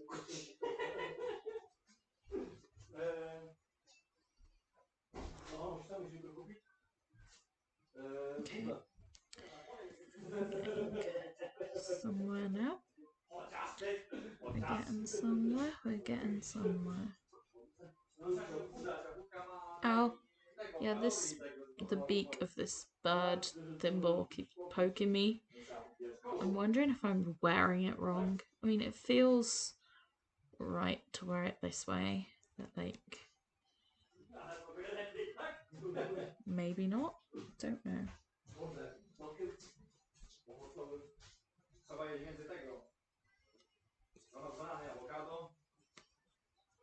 Więcej buraka. Więcej ekstra. W sensie tego. Kurwa, auberżyna. Te cyfrowe. A. No. Bo ma mają składnik, który podtrzymuje.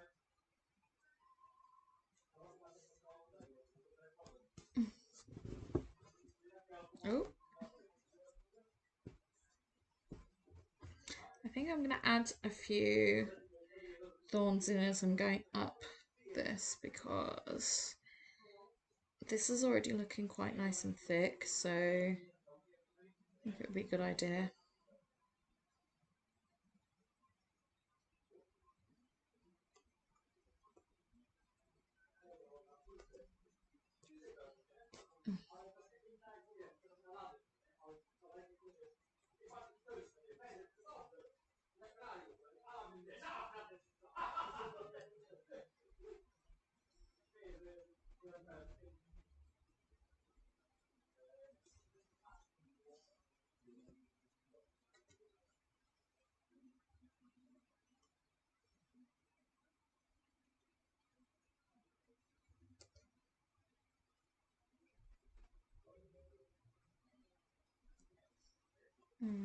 That needs to go further down.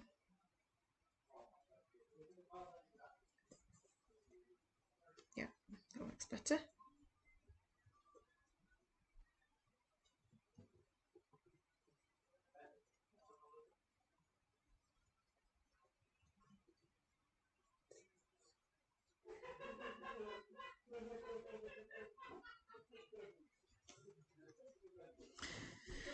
Okay, so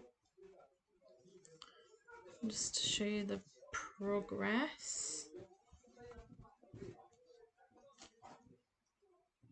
This is the progress so far. You can actually see the design a bit better if I have it held further away. So obviously this is just a loose piece of thread here. Yeah, we've done all of this. And this piece is coming. So we actually did from here. So this part here. So it doesn't seem like a lot, but actually I'm quite happy with the progress I've made so far. Because I thought that this was going to take a lot longer because it's quite a long piece of embroidery. And I'd say I'm about 20% of the way through it already, I guess. Maybe less than that, but I've only been working on it since yesterday, so yeah, I'd say I've worked on it for about well, it's been a couple of hours today, just now. I worked on it for about an hour earlier today. And then I think it was another 3 hours maybe yesterday in the evening. So yeah. And I'm not actually paying myself an hourly rate for this. Which maybe I should, but I'm not. So in the price, it's not like an hourly rate price, it's like for the entire embroidery. And I've like itemized each piece of embroidery and then the pocket like separately as well. And yeah, and basically I've done it that way because this isn't my job. I do this because I'm enjoying it and I like embroidery. I like designing things. I like costume, and I think it's gonna give me a bit of like an ego trip if I on the field and I see him like rocking up in it and I'm like, I recognize that. Yeah, so yeah, I should probably do more embroidery on my own kit, but I'm always, when it comes to stuff for myself, I'm always stuck for ideas on what to do. I find that I have a lot more ideas for other people's costume than my own.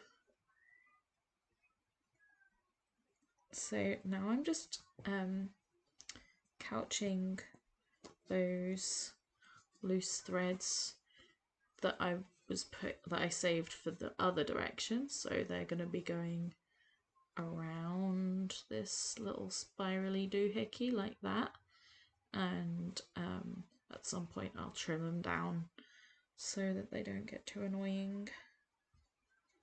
And basically you just go in, just pick a direction that you want it to spiral around the whole thing and keep sewing it down in that way.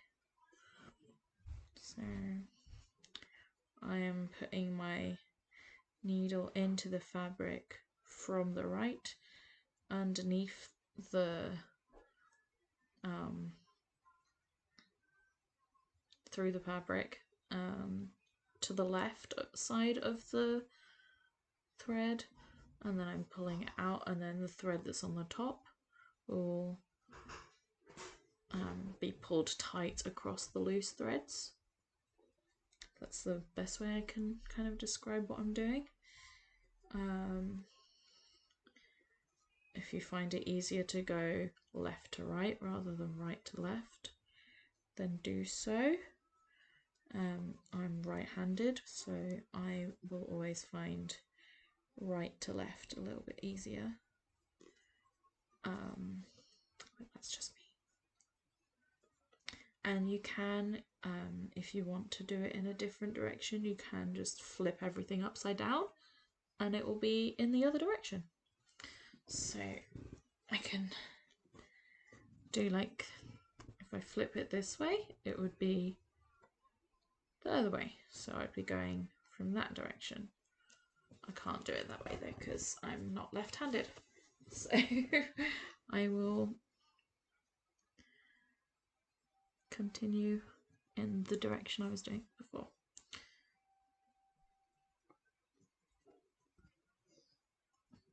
And you want to make sure that those loose threads are not caught up in everything.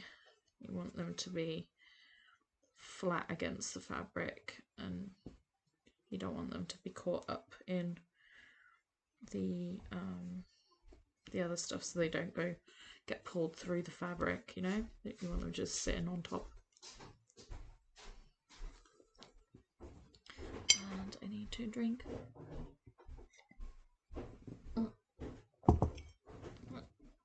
That is cold.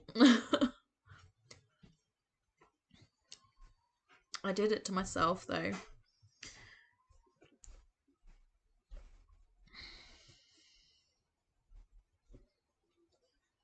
Okay, so we're going to twist this around a little bit just so we can get around the spiral a bit better.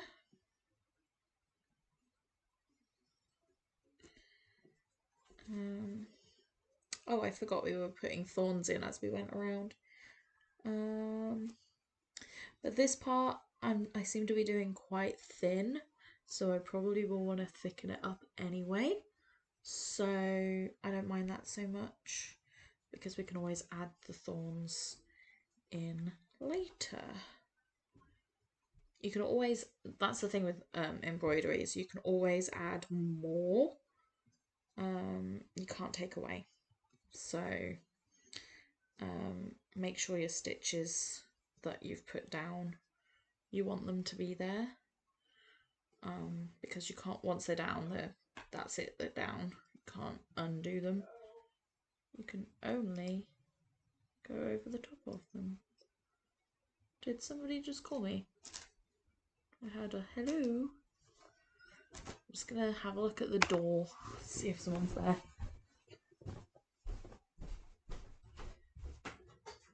Hello? Huh? I heard a hello.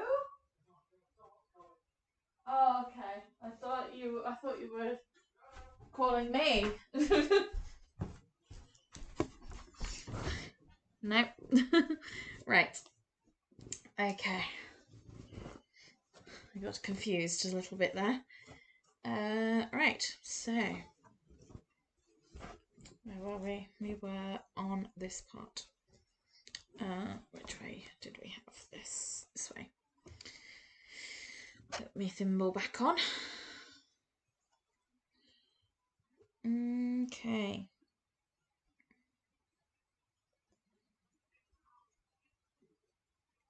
Oh.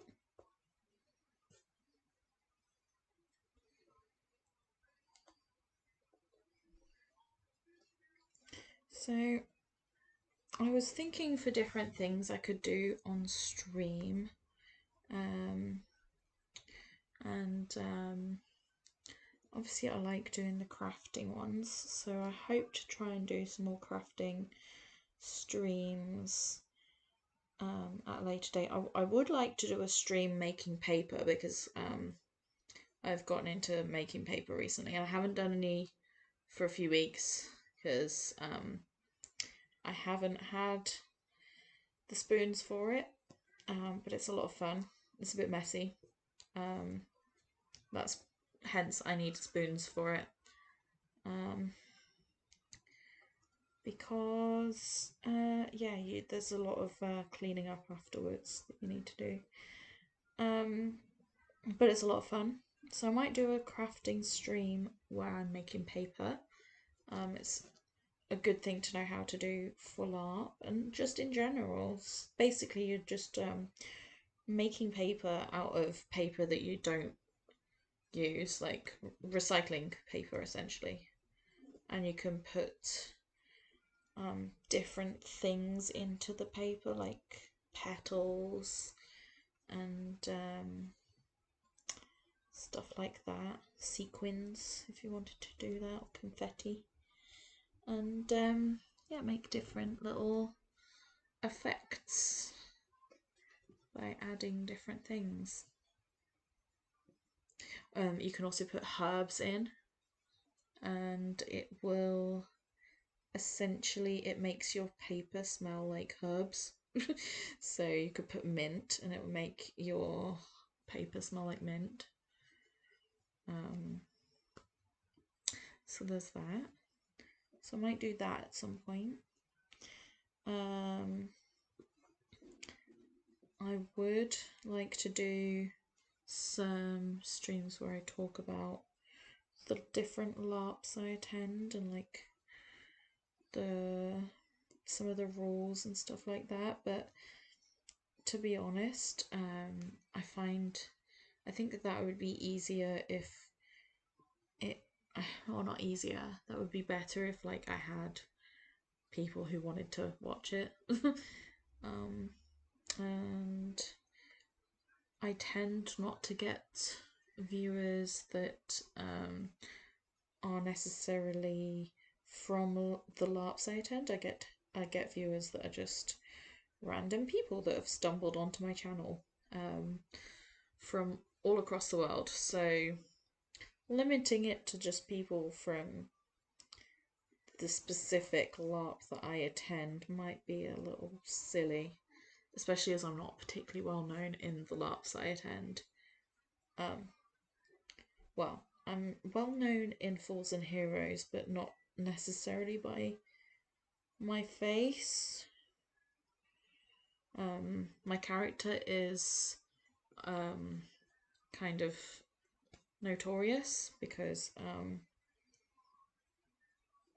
her tribal customs are a little unusual. So basically they are cannibals, and they believe that it's a great honor to be given the right to eat somebody after they've died. So if you attend their funeral and they have a funeral feast where they serve their body up as the feast, it's like considered a great honor if you on both sides if you partake of the meat, so to say, which yeah, it's made for some interesting roleplay. But yeah, now there's a lot of oh, I've heard about you, long story and elves, you're all a bunch of cannibals. And it's just literally because my character is a cannibal. That's where it's come from. Or she will hear things like, oh, I heard about somebody who was a cannibal, and she's like, oh, you don't say. Yes, so waste not, want not, and all of that.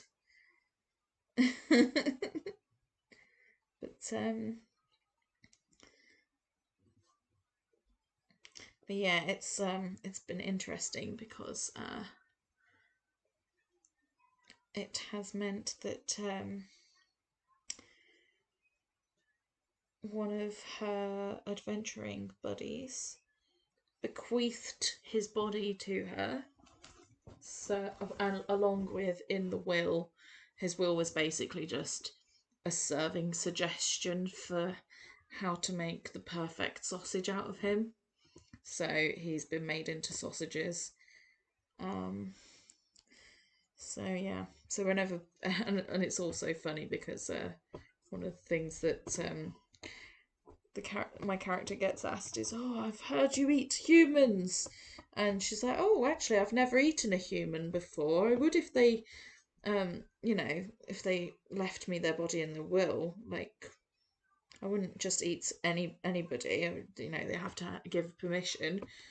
But yeah, no one's given me permission to eat them who is a human before. I have eaten elves and I have eaten dwarves, but one dwarf." But no humans as of yet. So we'll see. We'll see if I see what other races I can try eating. Who else is gonna leave me their body in their will?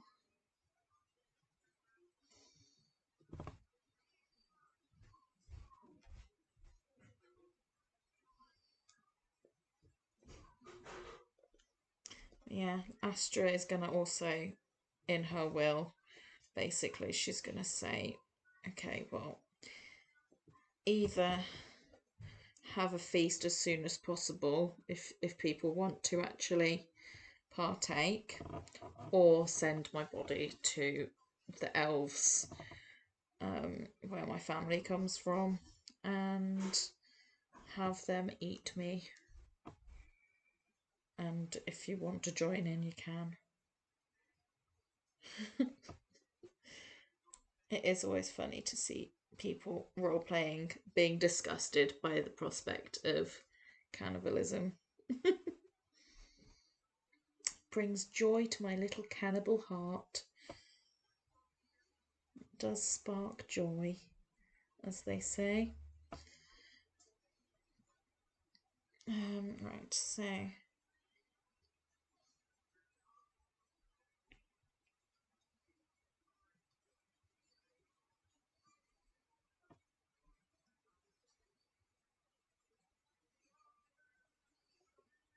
okay, so I'm getting to the end of my threads again, so I'm going to just put those threads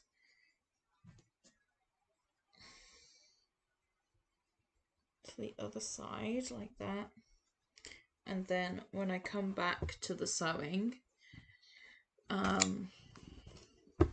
will be able to secure them down again with couching. I'll probably do it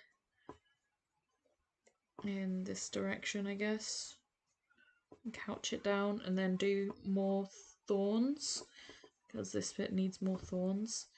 But you can kind of tell how much progress we've done. We've done this whole section here, and from here up here.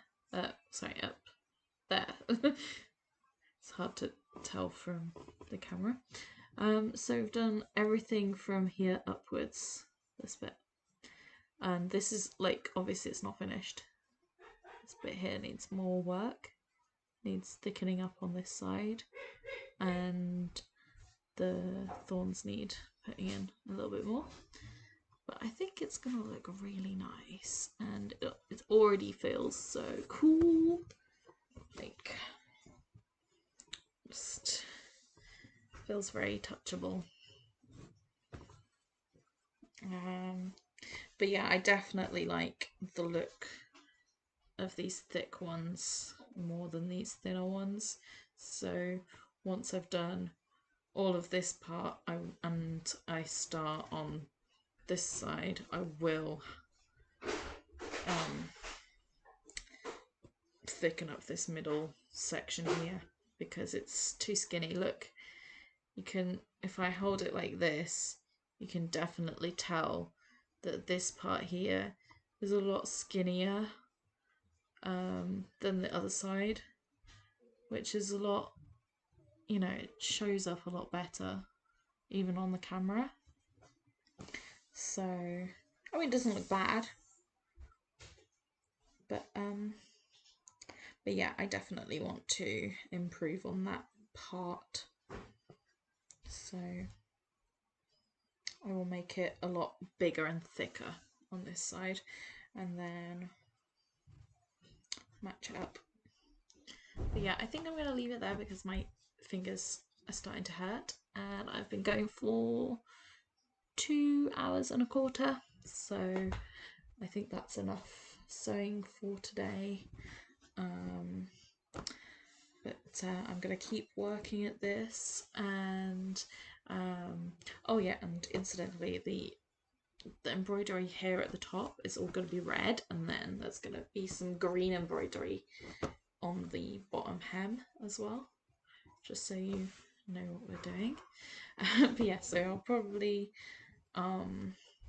work a little bit more off stream at a later date, and then I'll do another couple of streams where I give you an update on the progress of it, and you know, just do some more work on it.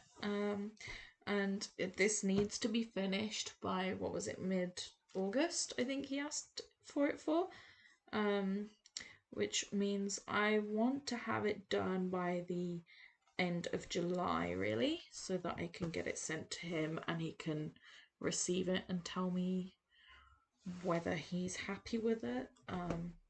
I mean, hopefully he will be, because by that point I will have been putting a lot of hours into it, so we'll see.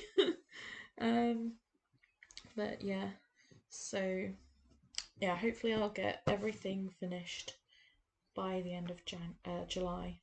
Not January. January is too late.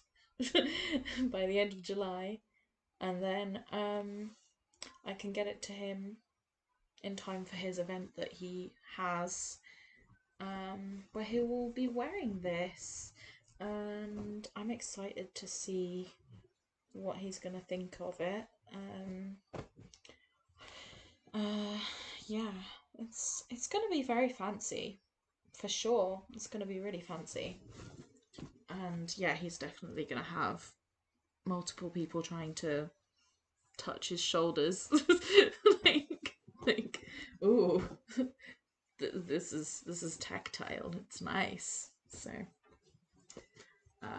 so hopefully he's okay with that. People invading his personal space. Yeah, I'm gonna leave it there, and thanks for joining me for my crafting stream, and yeah, hope you have a nice rest of your evening. Bye.